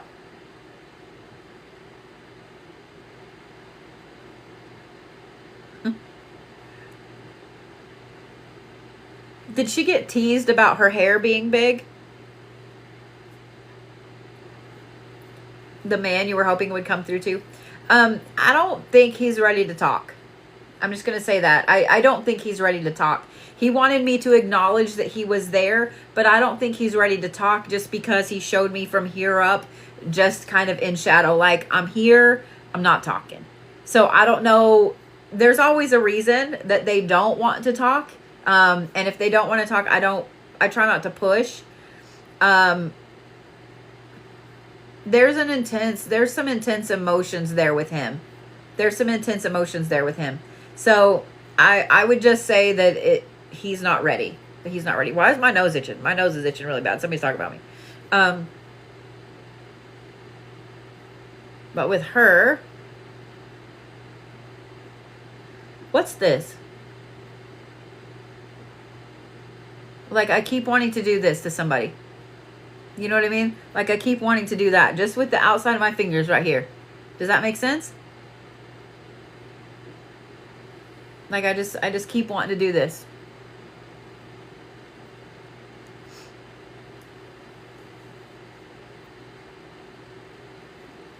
No, that he's thin, that he's tall and thin. She would do that to you when you were small? So you know what that is? Okay. Because I just want to touch everybody. I just want to do that to everybody's face. Just like this. I just want to do that to everybody's face. She just showed me grapes. I don't know what that is. Like, yes, like it'll be okay. Yeah. I just want to do that to everybody. Does she speak English? Because I get the feeling that she doesn't speak English. Am I wrong? Or if she does, it's like a second language, yes?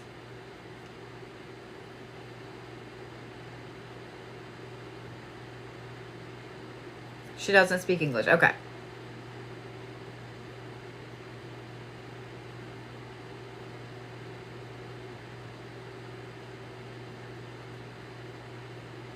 She has really intense eyes. Like they're a deep brown, yes? I want to pick up my cards and every time I do, she tells me no. But it's like I need to fiddle with something. It's how I get the energy in. But she does not want me to touch these cards at all. In any way, shape, or form. Like, no ma'am. She doesn't want me to touch those cards. Why did I hear the word gypsy?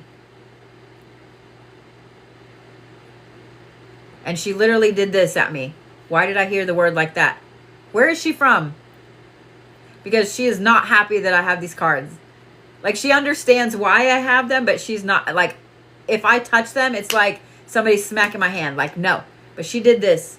What does that mean? What is that? I need to know. Because this is like ugh, like she's irritated. She's from Syria. Okay, what does that mean? Because she keeps doing that at me, like that. She keeps doing that at me. Quit it, I think. I'm gonna start doing that to everybody because it's so funny. As soon as I go to touch my cards, that's how she does this. She does that at me. This is so funny.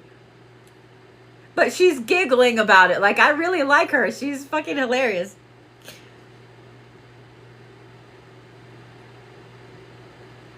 She just showed me, like, I can't really see the top of the dress, but the bottom is blue and it flares way out. And she's showing me, you know, when you spin around and the dress flares out like that, she's showing me some kind of dance. Does that make sense? I feel like I need to talk louder now. I don't know why. Was she a loud talker? Because I feel like I need to talk really loud. Yes. Do you know what the dress is? Like, she's showing me a dance. Like, it's a specific dance.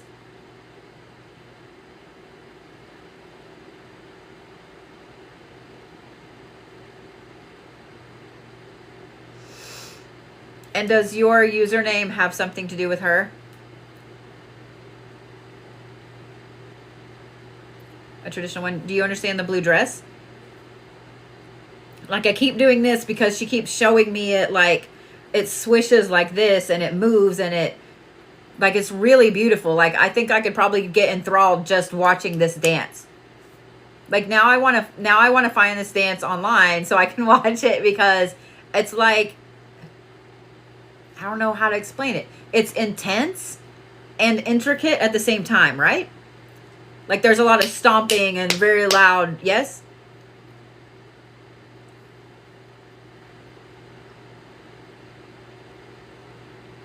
Yes, okay.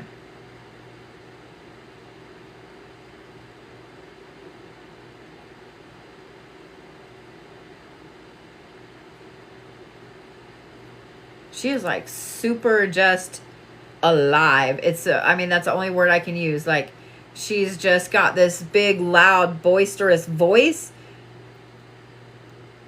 She's almost like an overpowering energy, but in a good way. Like, I 100% would not want her mad at me, but like, her voice, her energy, like, everything about her is just comforting and warm.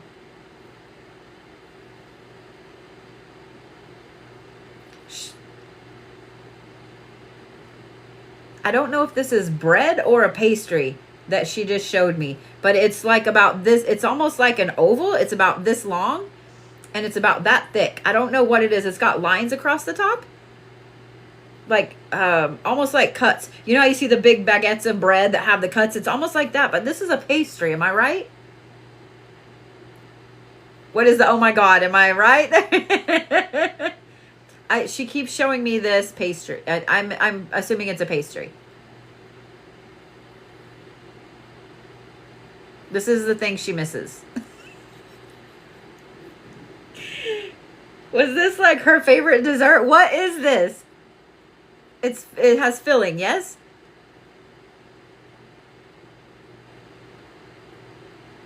Like, she misses these so bad.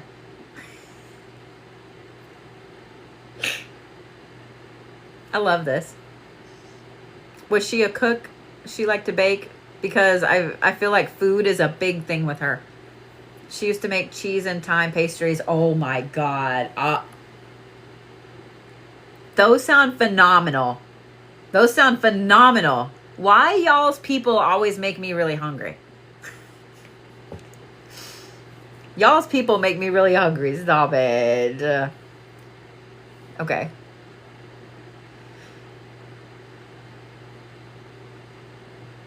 She just showed me a red book. I don't know if this is a Bible or what this is, but she just showed me a red leather bound book. She loved to cook. She was really good. I don't know what this book is, but she just showed me this book.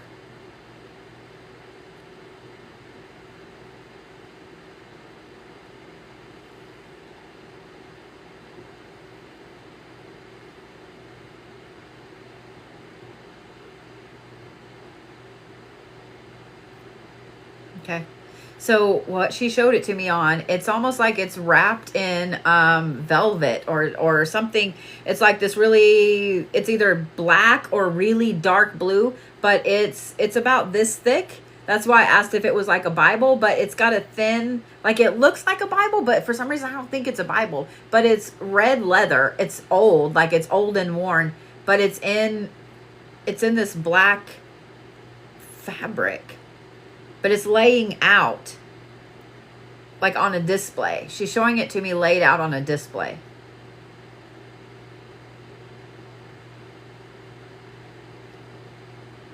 Did she take you to museums when you were younger?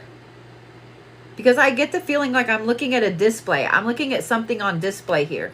Like I can't touch this. It's not something you can just go pick up. But I feel like it's important because she keeps showing me this book on this display. Because it's even got like little walls around it and everything.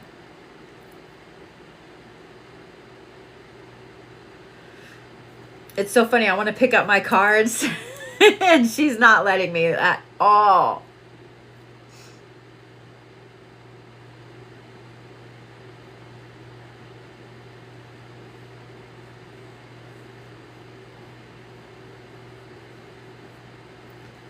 She used to read scriptures and she had it on a wooden holder. Okay. Was the holder, did it have like the little walls that come up? Or was it on like one of the holders like that?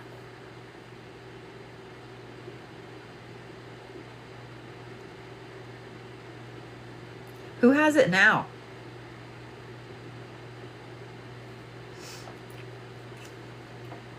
The V? Okay. Who has it now?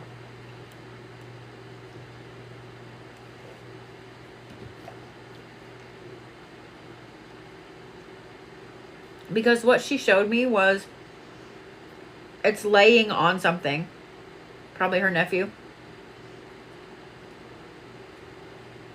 Like it's laying on something black with these little walls around it.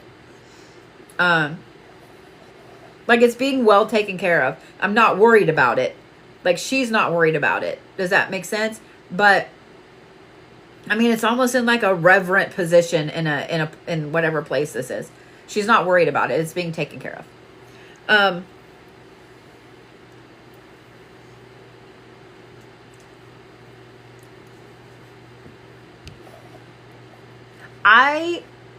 I don't know if you can, but I would maybe reach out to him and just ask about it.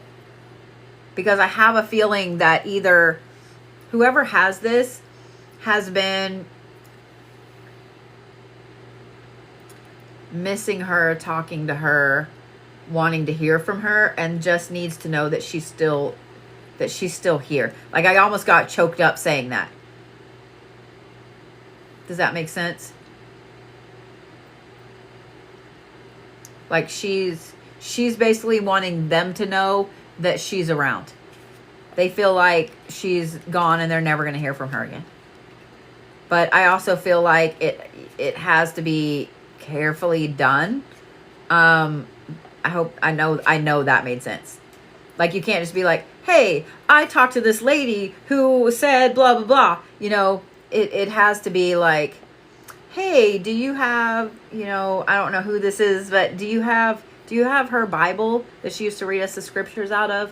You know, like I was just thinking about that the other day and I was just curious, you know, do you have it? I would approach it like that because whoever this is like does not believe in this at all and is not going to be open to talking about it. So you're going to have to approach it really carefully, but I think that they need, that scared the shit out of me that it popped there. They need a sign from her that she's still there. Good, I'm glad you understood that. Yeah, they need a sign from her that she's still there. Like I think that they're missing her really, really bad. Is there an anniversary coming up? Or is it just the holidays? Because they're missing her really, really bad right now. And then who is this? Tell me who this is. I really like her.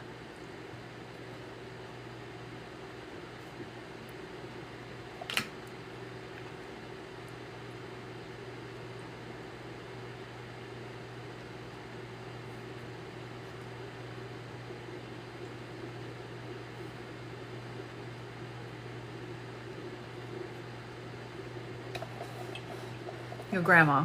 Okay.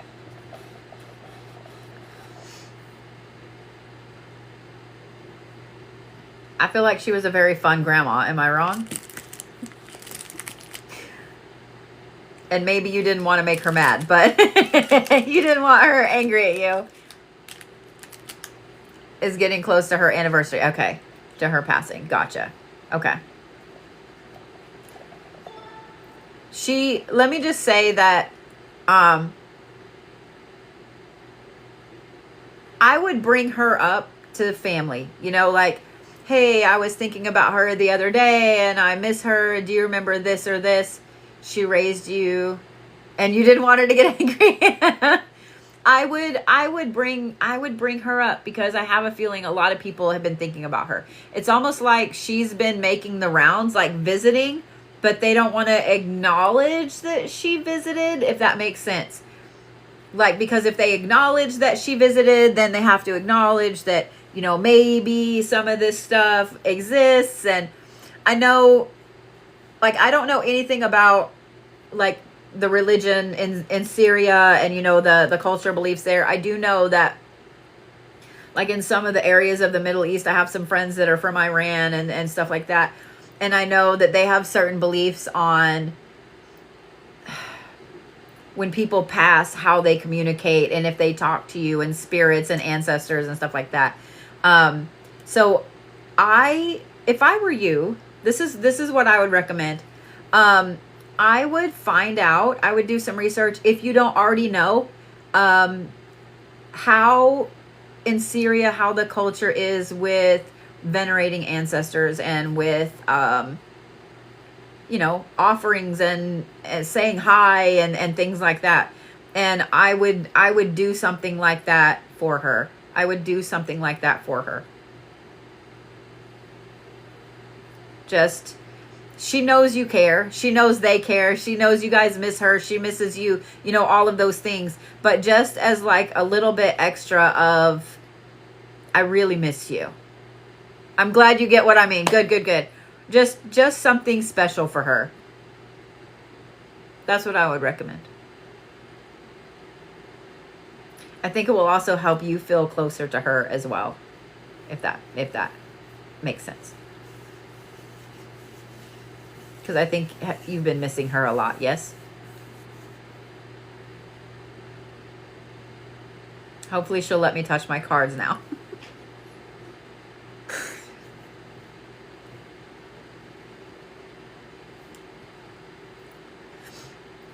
And I'm so glad I could bring her through for you. You've been waiting for her to come through. Oh, I'm so glad I could help with that. Oh, I understand.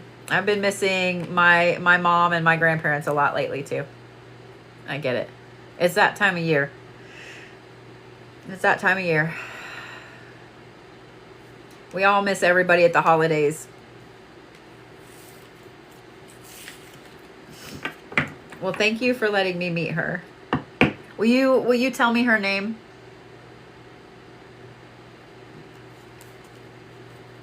And then Miss Diana, it's your turn.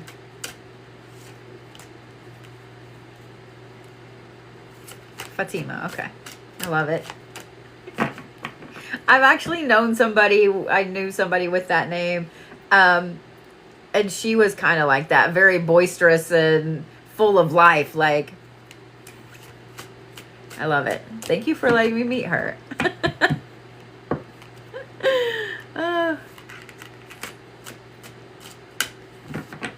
Miss Diana, are you ready? Thank you, sweetheart.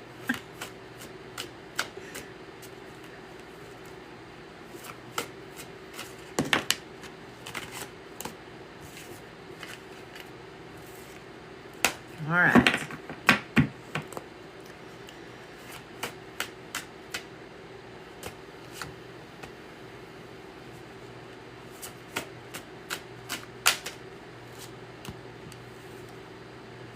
You have somebody specific that you're wanting to talk to, and they're here. However, there is somebody else that's almost like butting in.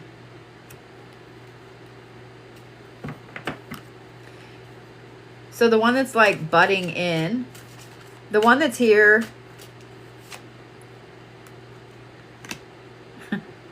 let me acknowledge the one that's butting in first. The one that's butting in is almost like an irritated teenage feel. I would say probably late teens, early 20s.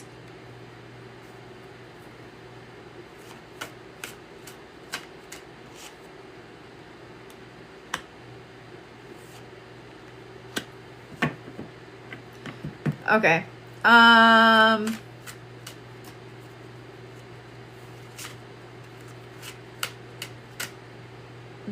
They just wanted me to acknowledge that they were there, that they're around. But the thing is, like, it's like a ha ha ha, I'm here. I don't understand that.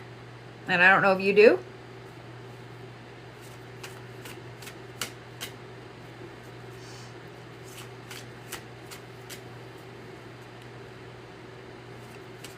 But to be honest, they kind of irritated me that they popped in and were like, no, you're going to talk to me first. Just acknowledge that I'm here.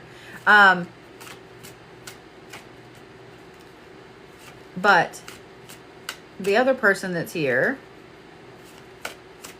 he's just waiting patiently.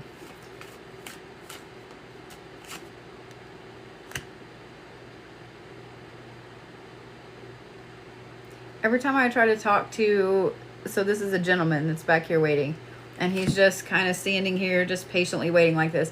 Every time I try to talk to him, this one over here, like, shakes their butt or acts an ass. Like, it's funny, but it's irritating at the same time. So I'm like, all right, I need you to pause, and I need you to not do that.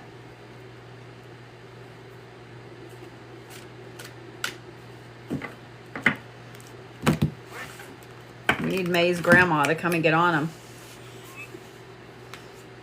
All right.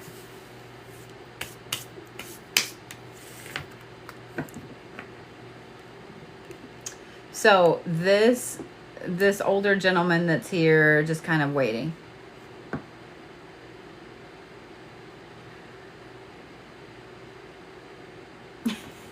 It's so funny. When I tried to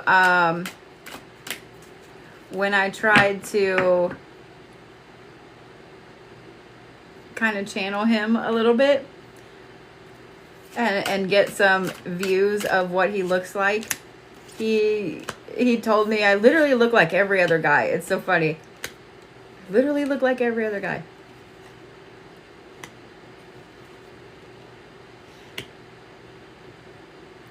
I don't understand this thing with his shirt. So he keeps showing me himself in a white shirt and then a red shirt and then a white shirt and then a red shirt. And there's like, it's just like, as he's walking towards me, it's like white, red, white, red, white, red. They're not together. It's just a white shirt, a red shirt.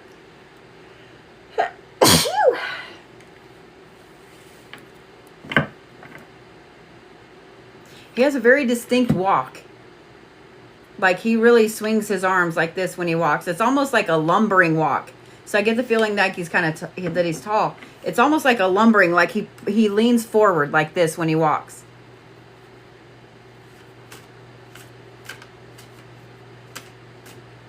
So people used to think that he was mad.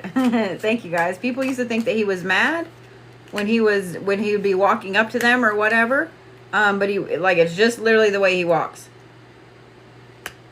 Okay. So when he was a kid, I don't know what it is, but he would lean forward and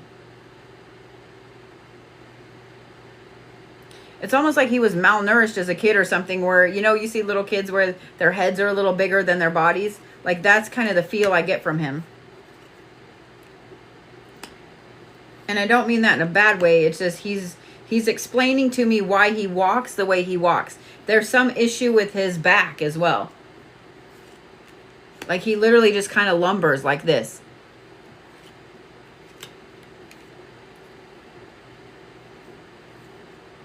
He wants me to talk about the back again. His back again.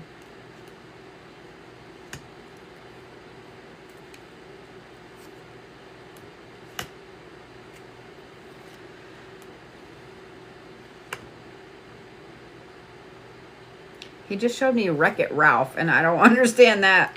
The younger person that's over here in the way, this is a guy, a young man.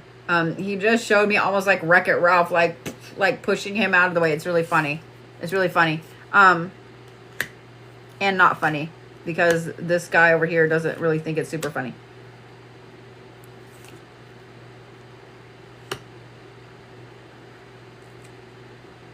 I don't understand why, but he's irritated at something that's been going on.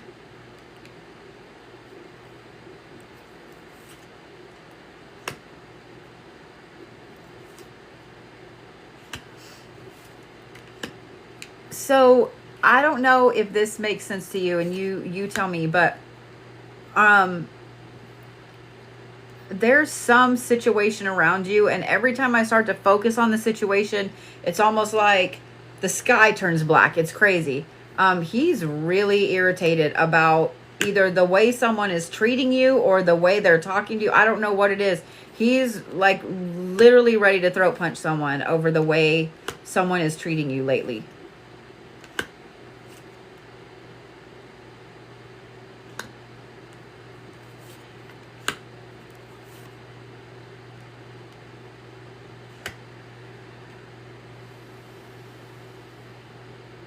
Why did he show me broccoli? Okay. He's kind of choppy in how he communicates.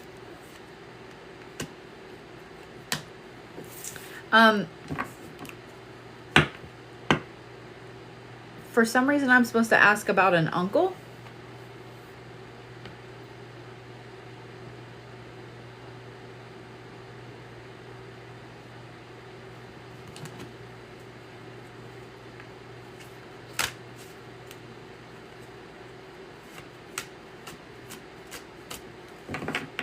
Does that make sense? I'm supposed to ask about an uncle.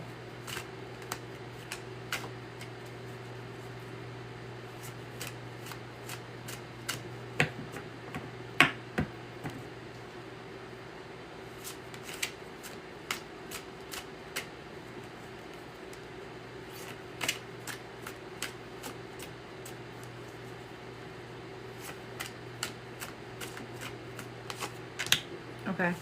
You didn't know them very well.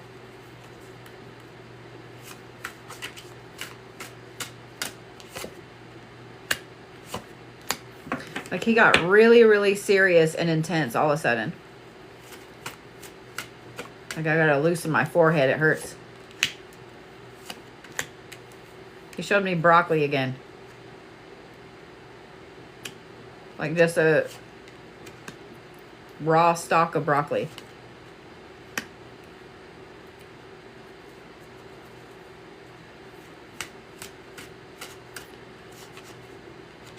And I don't know why, but he just, the name Lewis popped up. But I don't know if this is like a person or if this is a street or if this is a town. I don't know, just the name Lewis. Are you thinking about moving? Good night, Miss Eunice. He wanted me to ask about moving.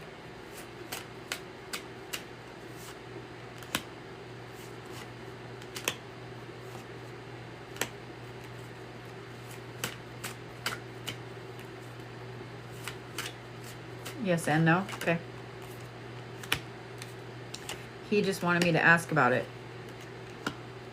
What's in El Paso? Why did he want me to ask about El Paso? Yes, that makes total sense. Yeah. Like I don't feel like you're moving to El Paso, but he wanted me to acknowledge El Paso. He wanted me to ask about El Paso.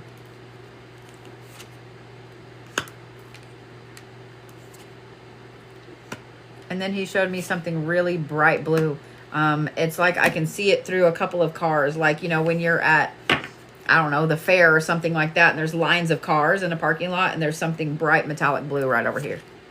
It's like a market or something.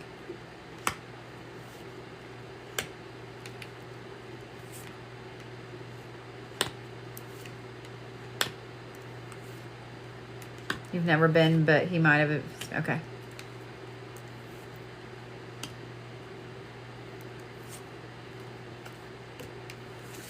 He's insisting on this blue thing at a market.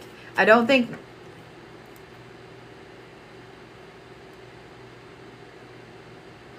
I think that the blue thing is something that you're supposed to see, and I'm not sure if it's... I'm not sure where it is. It's big and metallic blue. And I don't think that it's anything you're supposed to buy. I don't think it's anything you're supposed to get, like anything like that. But I think that that moment, seeing it in that moment, is supposed to be intense and something. It's a moment that you need to pay attention to. And not just because of this reason, but it's a moment that you're supposed to pay attention to.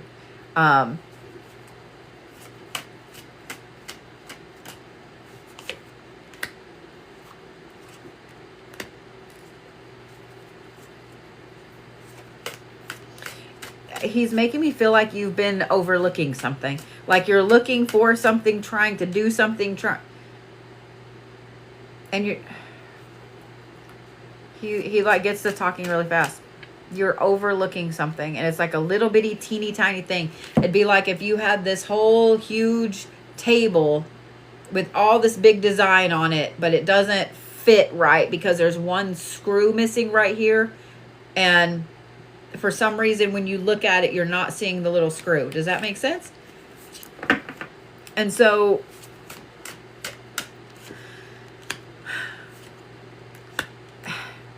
he says, go back to the start.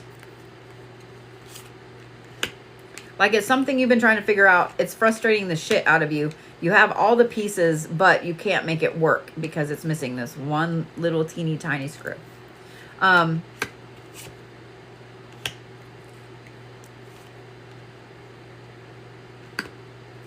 When he said go back to the beginning, what he showed me is almost like standing at a gate with this wooden gate with this really high stucco walls around it, like a courtyard, and in front of me is all laid out, all of the pieces for whatever this is that you're doing.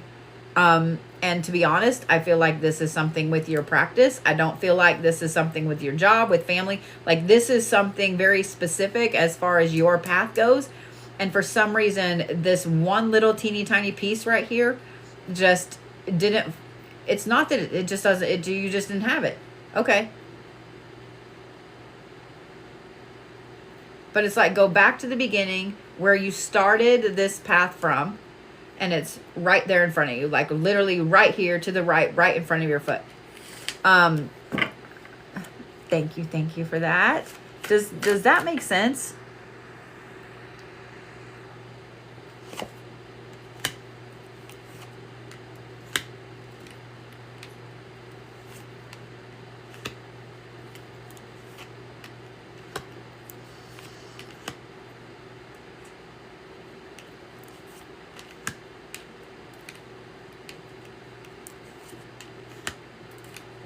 Gotcha. It makes sense. Okay. He just says go back to the beginning. It's right there to your right. He keeps showing me a screw too, a little white screw, and I don't understand. But I mean, that could just be that last little piece, but it's specifically white. It's specifically a screw. I don't know what a screw means spiritually. I know that white means purification. White also means the divine. So he just keeps reiterating, it's white and it's a screw. You're missing the screw. You're missing the screw. I don't... I like that he's so specific with this. Like, you're doing like this. Okay.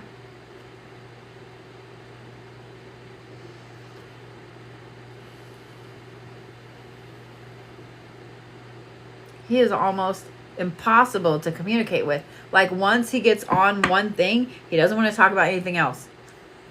Like, he is really, really stubborn. Like, he's super hard-headed. Talk about this. It's like, I talked about it. She understands. I told her again. She understands.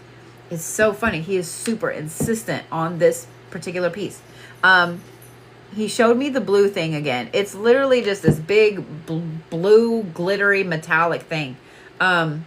It's almost like a car door, but it's not attached to a car. I don't understand.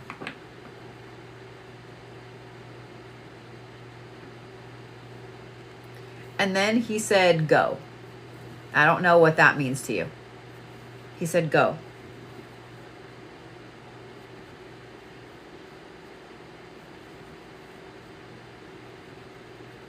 I don't know where this place is that he just showed me, but it's like, I'm on kind of out in the middle of nowhere a little bit, but in the distance, there are two big hills, like literally just two. They come like just peaks like that.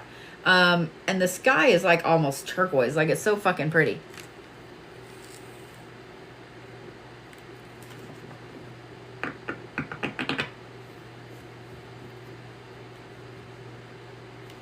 He's really wanting you to go and travel. Like he's really wanting you to go. I don't know what go means or where you're going to, but he just keeps wanting me to reiterate, go, go, go.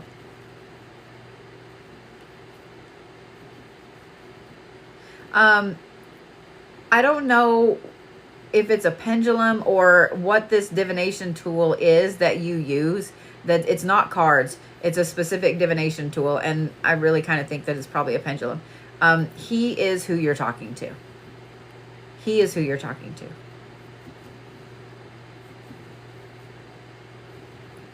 And he is related. This is like an uncle. I'm pretty sure this is like an uncle.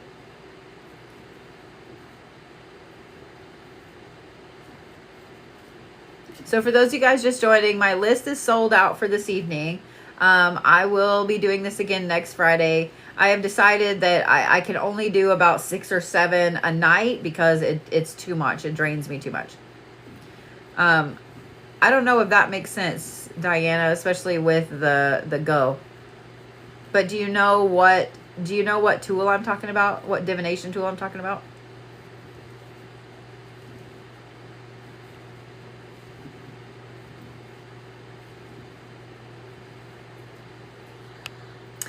Damn. I just saw Dr. Love and stuff, and I was going to kick them out of here, but it was too quick. Don't think so? Okay. I don't know. He was insistent on it.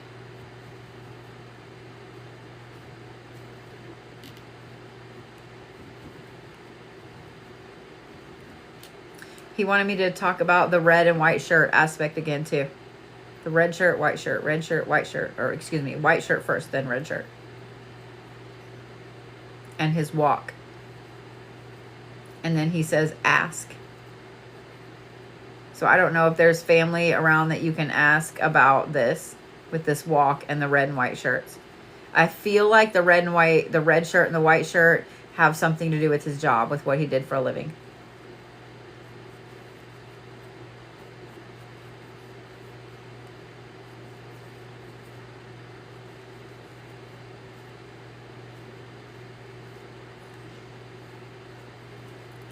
Yeah, I would ask. I would ask because he wants me to mention again. Don't look. He wants me to mention again the walk, the kind of leaning forward, lumbering walk. He also has really dark hair. Like really dark hair. Not blue-black, but really, really dark brown hair. So, yeah.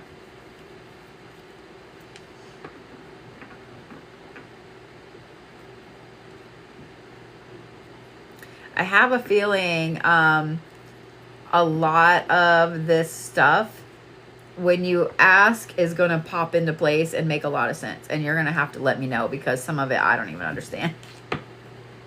Like, I don't know what you're showing me here.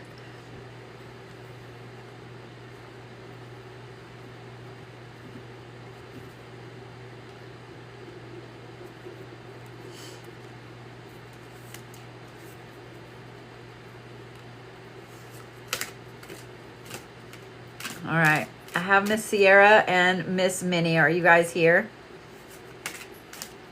This is 11 o'clock. I got to get through these so we can all go to bed.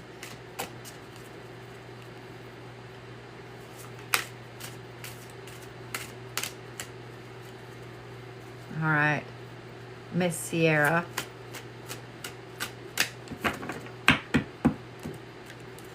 Hey, Miss Minnie. Ugh. You didn't see anything.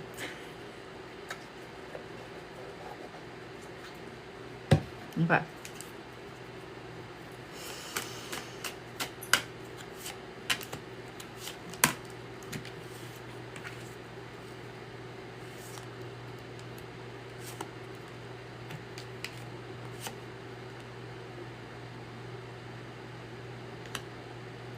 Whoever this is, Sierra,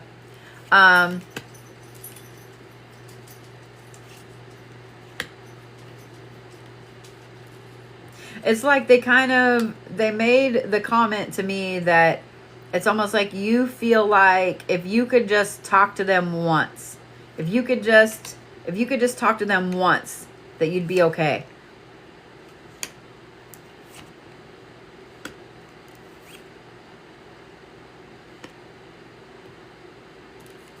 Like this is somebody that you're kind of having a hard time of letting go of. Why? They just told me something about they did everything backwards. They also make me really dizzy.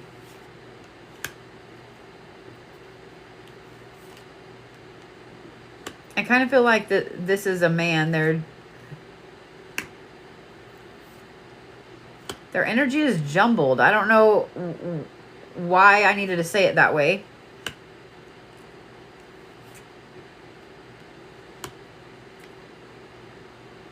Like brain scramblies.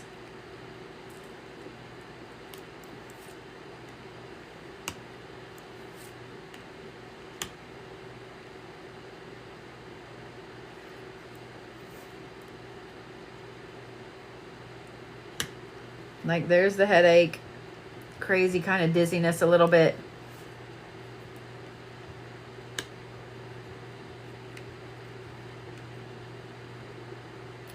I don't know what this is, but he makes me feel like either he always had ringing in his ears or he would hear stuff. Like he would hear things that weren't there. Does that make sense to you? Whatever this issue is with his hearing, with the ears.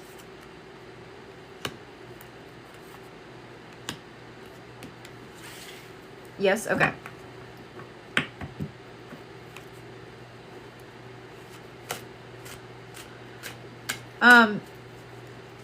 Do you kind of think that he had mediumship abilities? Because it's almost like it was a joke but serious at the same time about seeing people.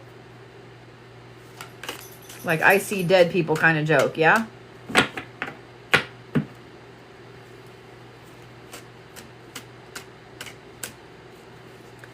I feel like he also told you that he would let you know that he was around, yes?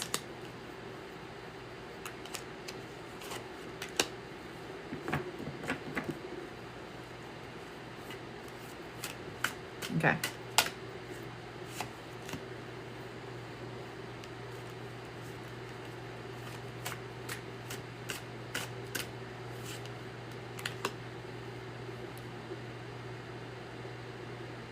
He also, it's like there was some super specific sign.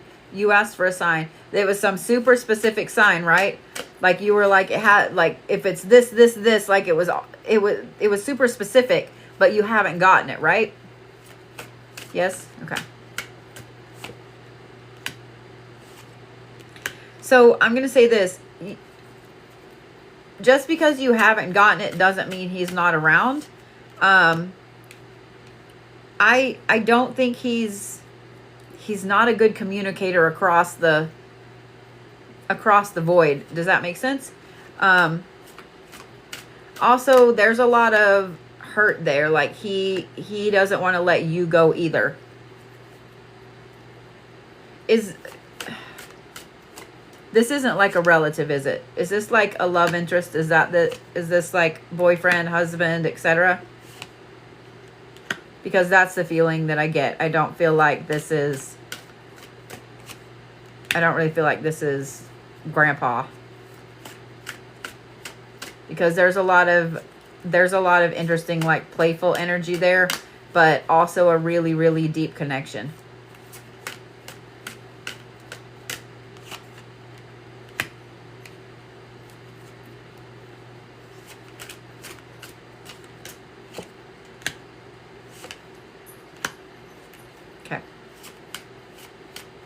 Have I channeled him before for you?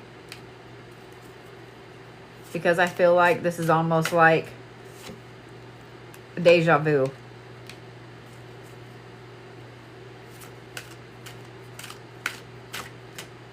No, this is your first time? Okay. It's just weird. This is that I feel like a deja vu feeling.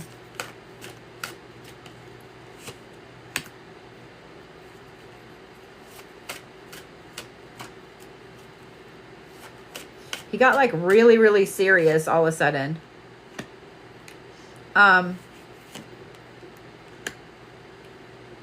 Is there a decision on your plate of moving forward, moving on, and you're having a hard time doing so?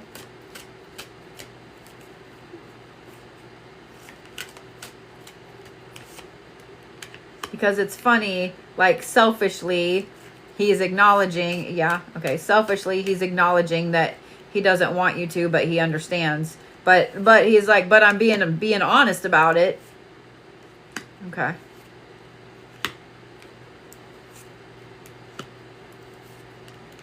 Here's what I'm going to recommend.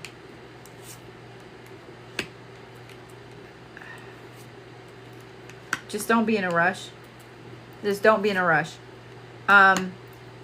He understands. And I love that he's honest about it. Because, I mean, if the roles were reversed, you know, like if it were me, I would want my person that I love to be happy. But at the same time, I'm like, you're not happy without me, bitch. You know, like, so I understand. And I love that he's honest about it. He keeps, I don't know what the sign is he's supposed to send you. But he keeps, it's almost like he's trying to manifest it so I can see it. But all I keep getting is this light blue, like pale blue color. But it's off over here in this corner.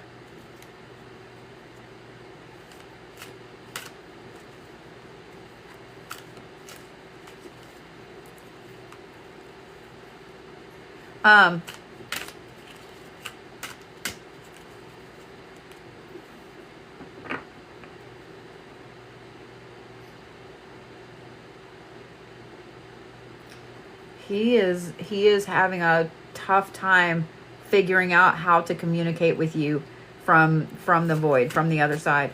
I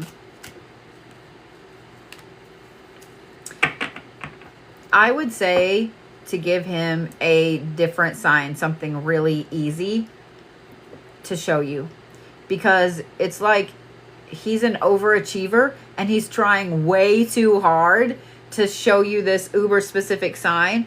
And he keeps falling short. And so there's like a lot of frustration on his side because he wants it to be perfect for you and this magical moment for you, but he can't get it perfect, and he's frustrated. But he knows you're waiting at the same time.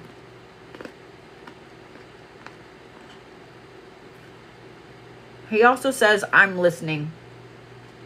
So I don't know if you talk to him.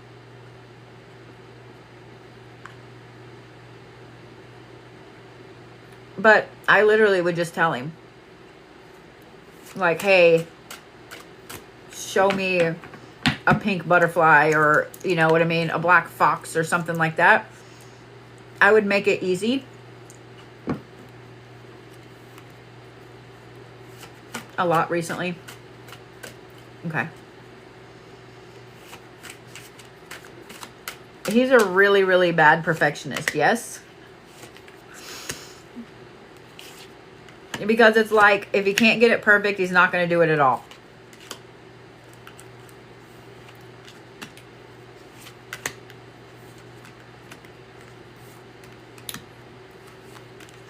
Like, it's really sweet.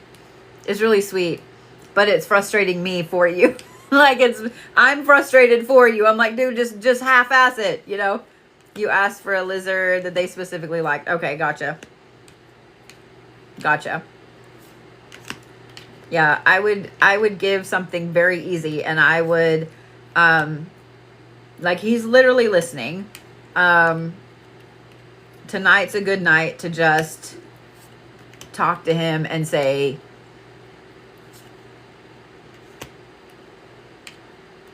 hey, send me this weekend. Like, I would give him something really easy to send.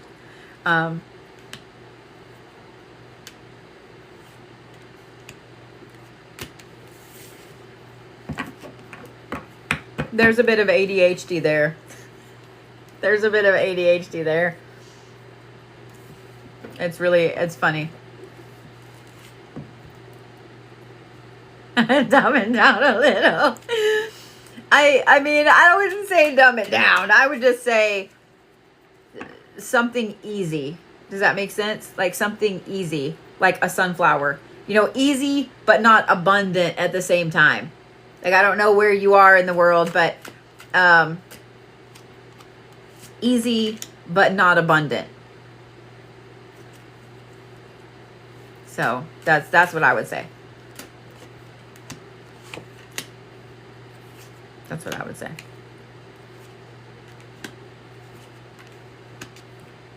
It's funny, too, that I specifically said a pink butterfly, a black fox, and a sunflower. So, I don't know. Maybe that's what he's going to send you. I don't know. But, yeah. I would have a chat this evening. I would have a chat. And I would... Tonight is definitely a night. I don't know if it's raining where you are or what the conditions are that's making it where I'm going to say this. I would leave yourself open this evening to speak to him. But like I said, make sure, like if I ever tell any of you guys this, make sure that you put the stipulations on it that you will only talk to that person. That's it. I will only talk to this person. I will not entertain anybody else, like, period. Set very, very strong parameters on it. And make sure that they know that they need to give you some kind of sign that it is them before you'll talk to them. But something is wonderfully conductive this evening for you to specifically be able to talk to him in your sleep, etc. And I think that it's a reunion that's needed really badly. I think that it would help both of you to kind of let go a little bit and move forward. I think that it would help both of you. You are so welcome. You are so welcome. I'm sorry that you lost him. And thank you for letting me meet him. It's really weird, the deja vu feeling with that. Like, really, really weird. I'm not complaining, it's just odd. I could swear that I have channeled him for you. Before.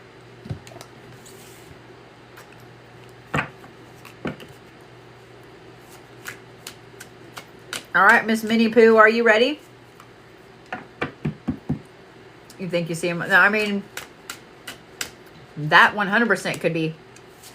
That 100% could be.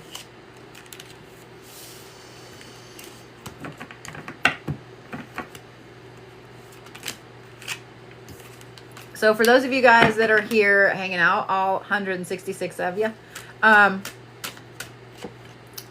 Monday, I will have a big special announcement. A big special announcement.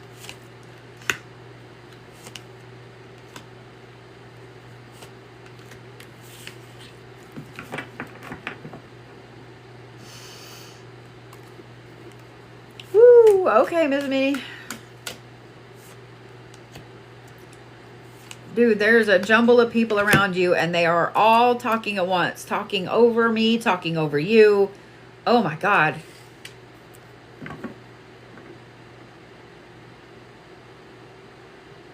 I have a feeling you hear them too. It's almost like when you're sitting in a quiet room, which I'll bet you don't let yourself do very often because of this. Oh, thank you for getting that one, Brandon. That was the one I was gonna get, and it moved too quick. Dr. Love and Stuff, Dr. John Spell Temple. That just cracked me up. Like, what?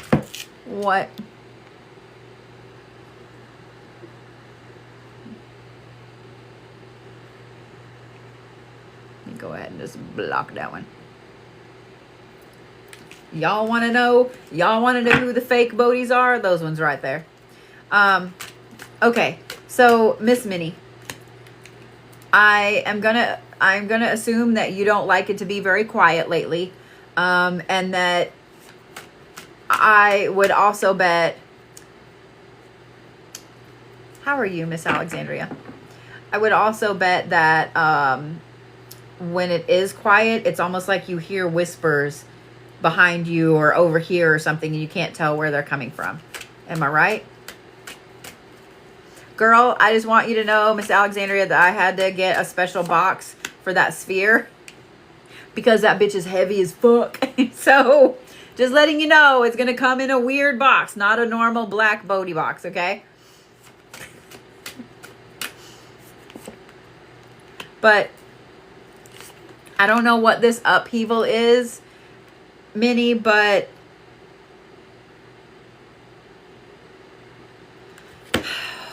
they're like constantly just talking over everything. Okay. Specifically, there's an older gentleman. He keeps showing me himself in like a gray tunic. Something with red, gray with maroon.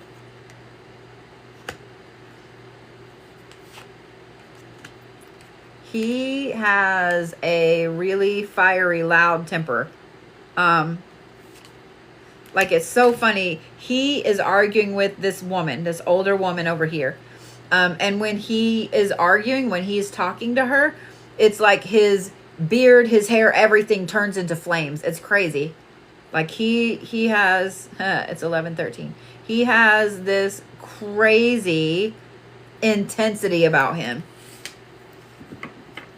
But whoever this woman is, like, she is not backing down from him on this. I think that she backs down from him on a lot of stuff, but she's not backing down from him on this. They're arguing over something with you. They're arguing over, like, she's pushing you to do something and he's not happy about it. He doesn't approve or something. He doesn't. Okay, it's not that he doesn't approve. He's worried about you. He's worried you're going to get hurt. But she's pushing you to do something. To move. Not like physically move, but she's pushing you to move, to go, to get out, get active. Like, she's pushing you to go do something, to go somewhere specific. And he's not really happy about it.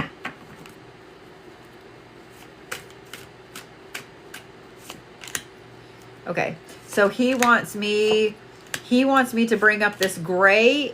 I don't know the term, so please forgive me. But it's like it's long sleeve, and the bottom of it comes about mid-thigh. It's what he's wearing. I think it may be more of a silver than a gray, but it's a really dark brush silver. But it has a collar. Well, the collar comes like this and comes down here. And all of the design work on it at the sleeves and up here is like a maroon, like a red. And the pants match. And I feel like this is a formal outfit. I don't feel like this is like something he's going to wear every single day. This is a formal outfit he's wearing.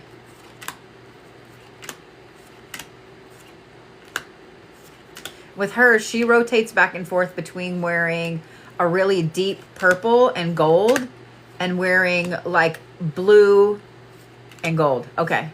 She loves gold.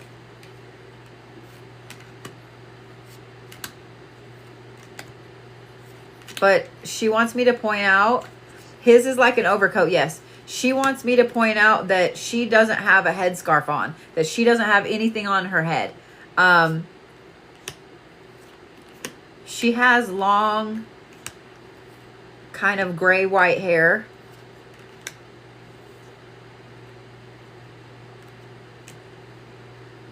I almost feel like they're married. Because she has no problem standing up to him. Like, he is wanting you to stay put and stay safe. And she is trying to stand up to him. And he's not super mad at her. He's more, he just doesn't want you to get hurt. I feel like they're married. Specifically, she has her hair tied back at the base of her neck back here. It is really long, like at least down to her waist, but it's in a ponytail. It's just pulled back like right here at the base of her neck. And it's, I don't know what's around her hair, but it's about this long.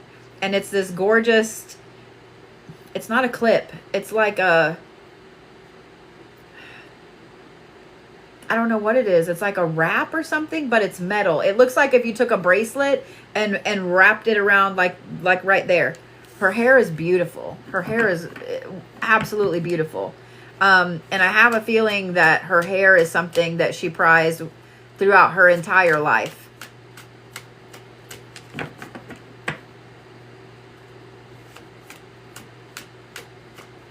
So she also has kind of a rounder face, not chubby or anything, just, you know how my jaw is kind of square.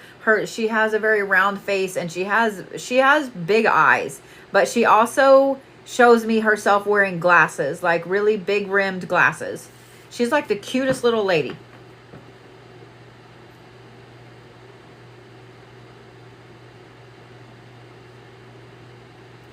She also wants me to talk about her shoes, and what she wants me to acknowledge or tell you. She wants me to describe these shoes, and that I have a feeling maybe that she was buried with these, or these were her favorite shoes. They're some kind of specific gorgeous dress shoes, but the toe is square, like it comes up like this and is sewn around. But they're really ornate. They're really ornate with this crazy intricate gold design.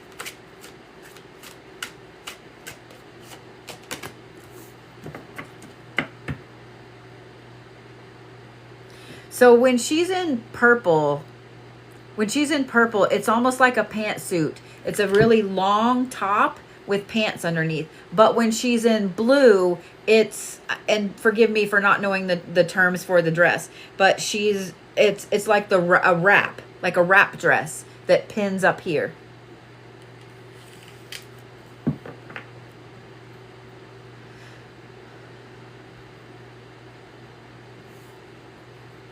Neither one of them speak English. I don't understand what they're saying back and forth, except I understand that he doesn't want you to go and she does want you to go. Sorry. Okay.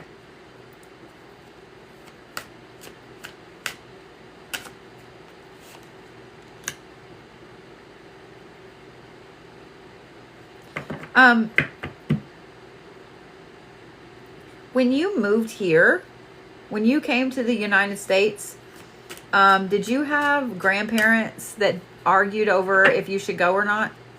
Because that's kind of what I feel like they're arguing over, is you leaving and coming here.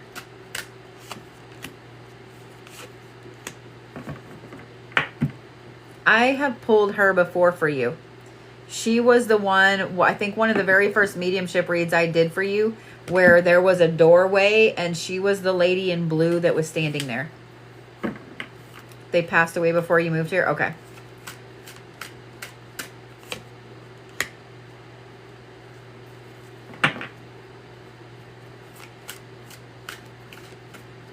Are you named after a grandmother?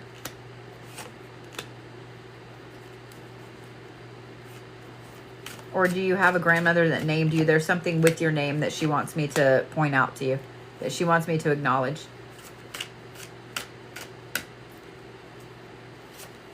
People didn't want you to come.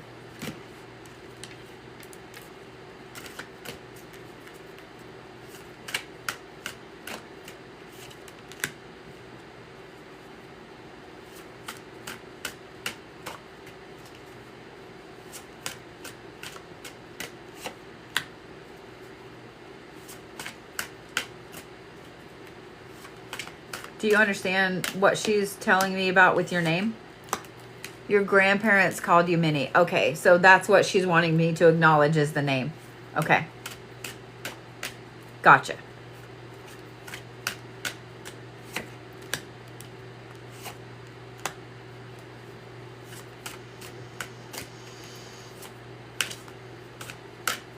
What's up with the green apples?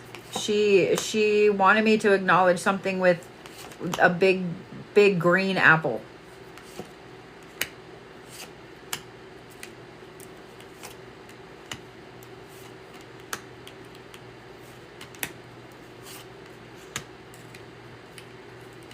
She's the one coming through more than he is. They're just arguing back and forth right now. Or they were. But she's the one coming through. So she pointed out the green apple. Okay.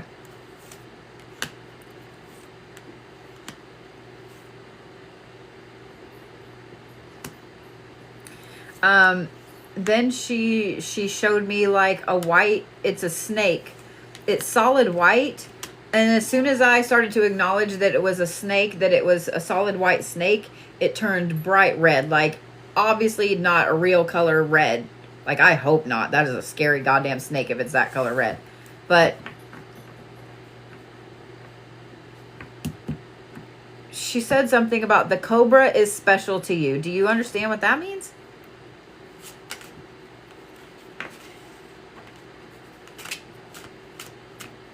The cobra is special to you.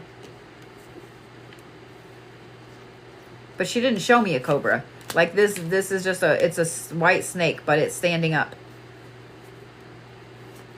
It's almost like a statue in a way.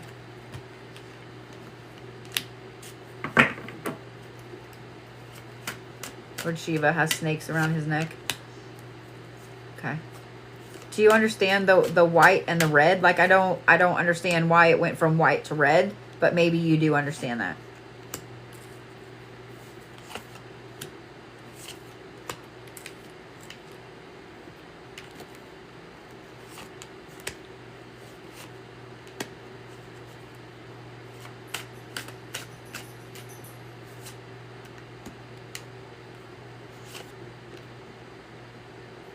She's like super intense right now. She's like super focused on this now, say this now, say this now, say this. It's like really, it's funny. Like she doesn't think it's funny. She's irritated that I think it's funny. She also showed me a red suitcase, like the old school box suitcases.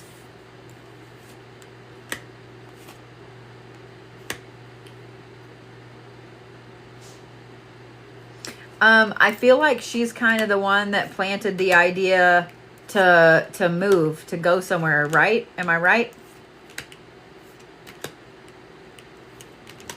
Excuse me. Like, I feel like she never got to leave. She never got to go anywhere. She never got to really see anything. And she implanted in you a love of exploring.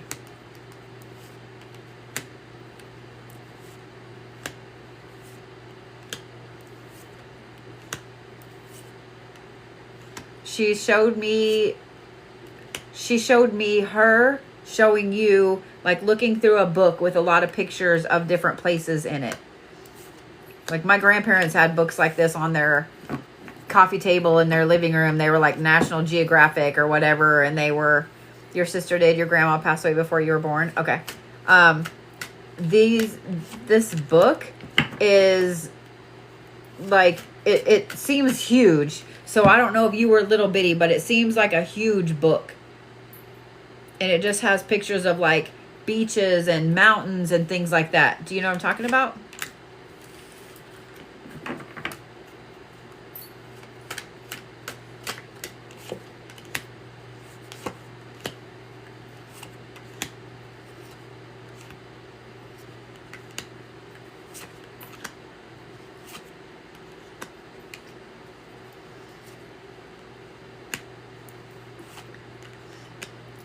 She told me to ask about your sister because she said the atlas you used to study when you were kids. Okay. She showed me like that your sister is like almost a conduit, a channel for her.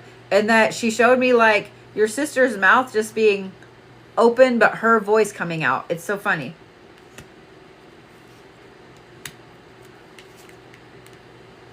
I think that, to be honest, I think that she kind of feels cheated of not getting to spend time with you.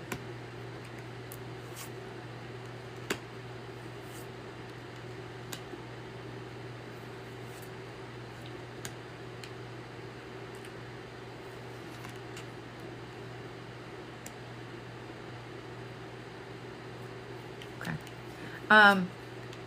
It's your father who wanted to explore the world and never got to do it. Oh, I love you right back, Gavin. How are you this evening?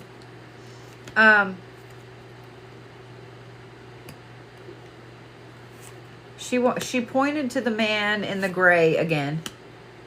She wants me to bring him back up.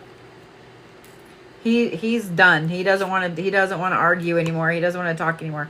But she wanted me to acknowledge him again. She literally just went like that and pointed at him when I read the thing about your father.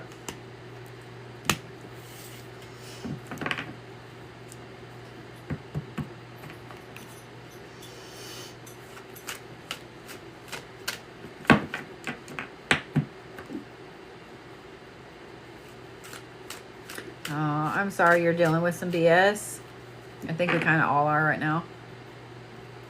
Everything is BS.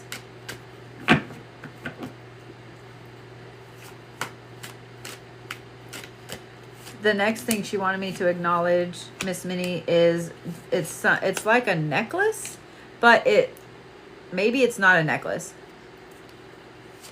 You have your father's gray overcoat with you there. Okay. She wanted me to acknowledge this. I'm just going to describe it to you, and I don't know if it's a necklace or what. But it's like these interesting, like little balls of gold, like little beads. They don't seem like beads, but they're little. They're like the size of a pea. But she wants me to acknowledge that, but I'm just seeing like a piece of it right here. So I don't know what it is, but it's a whole bunch of little beads. And in the middle is a little link, and when you push the beads together, it's like the link disappears into the golden beads. And so you can move it almost like a snake in a way.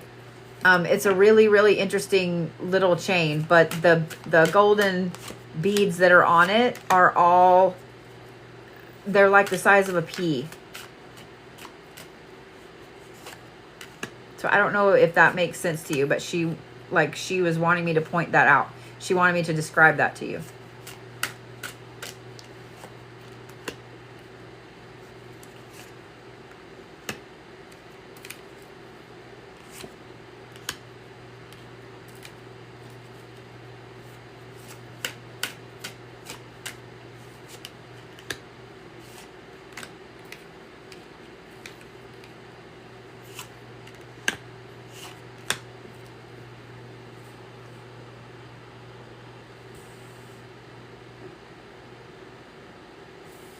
Watched another one pop in.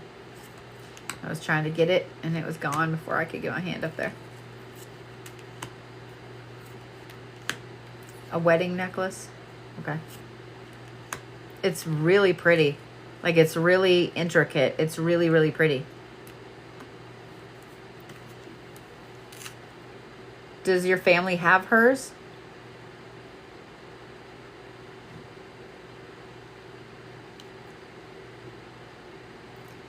Oh, okay. You put it around the neck after you get married. Okay. Probably your mom. I know that just because of some of the workings and things that I've done for you, that's something that's kind of been on your mind lately. Yes?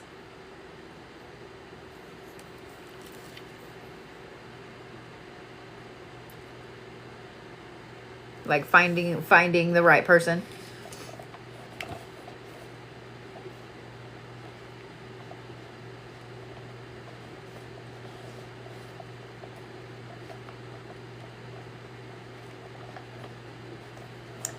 You haven't gotten it yet, Gavin? Let me figure out what's going on, because I know I packed those for you. So if that is a necklace that is put on after you're married, and she specifically showed me that and showed me in detail, I would say to keep your eyes open. I don't think that somebody like specifically is gonna come tomorrow, but I would keep your eyes open, because I don't know of any other reason why she would show me that in very specific detail than that.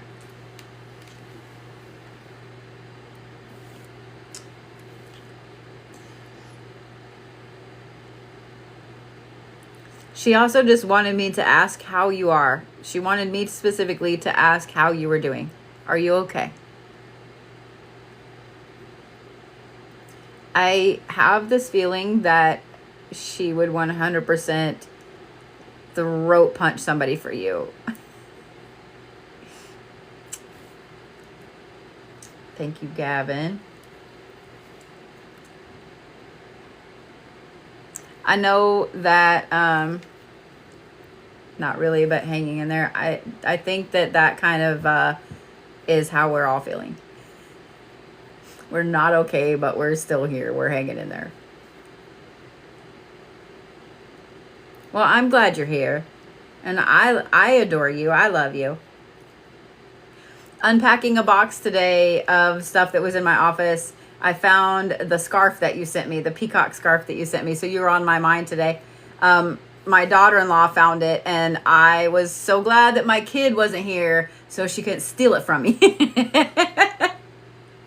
So I know that I hid it in my office so my kid wouldn't steal it. And then I lost it because I hid it well enough that I didn't know where the fuck I put it.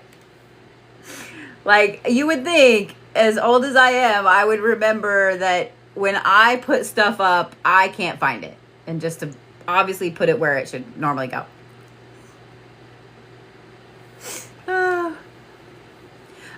It will be. It will be. To be honest, I've gone back and forth about getting a P.O. box because I've been so irritated at the post office.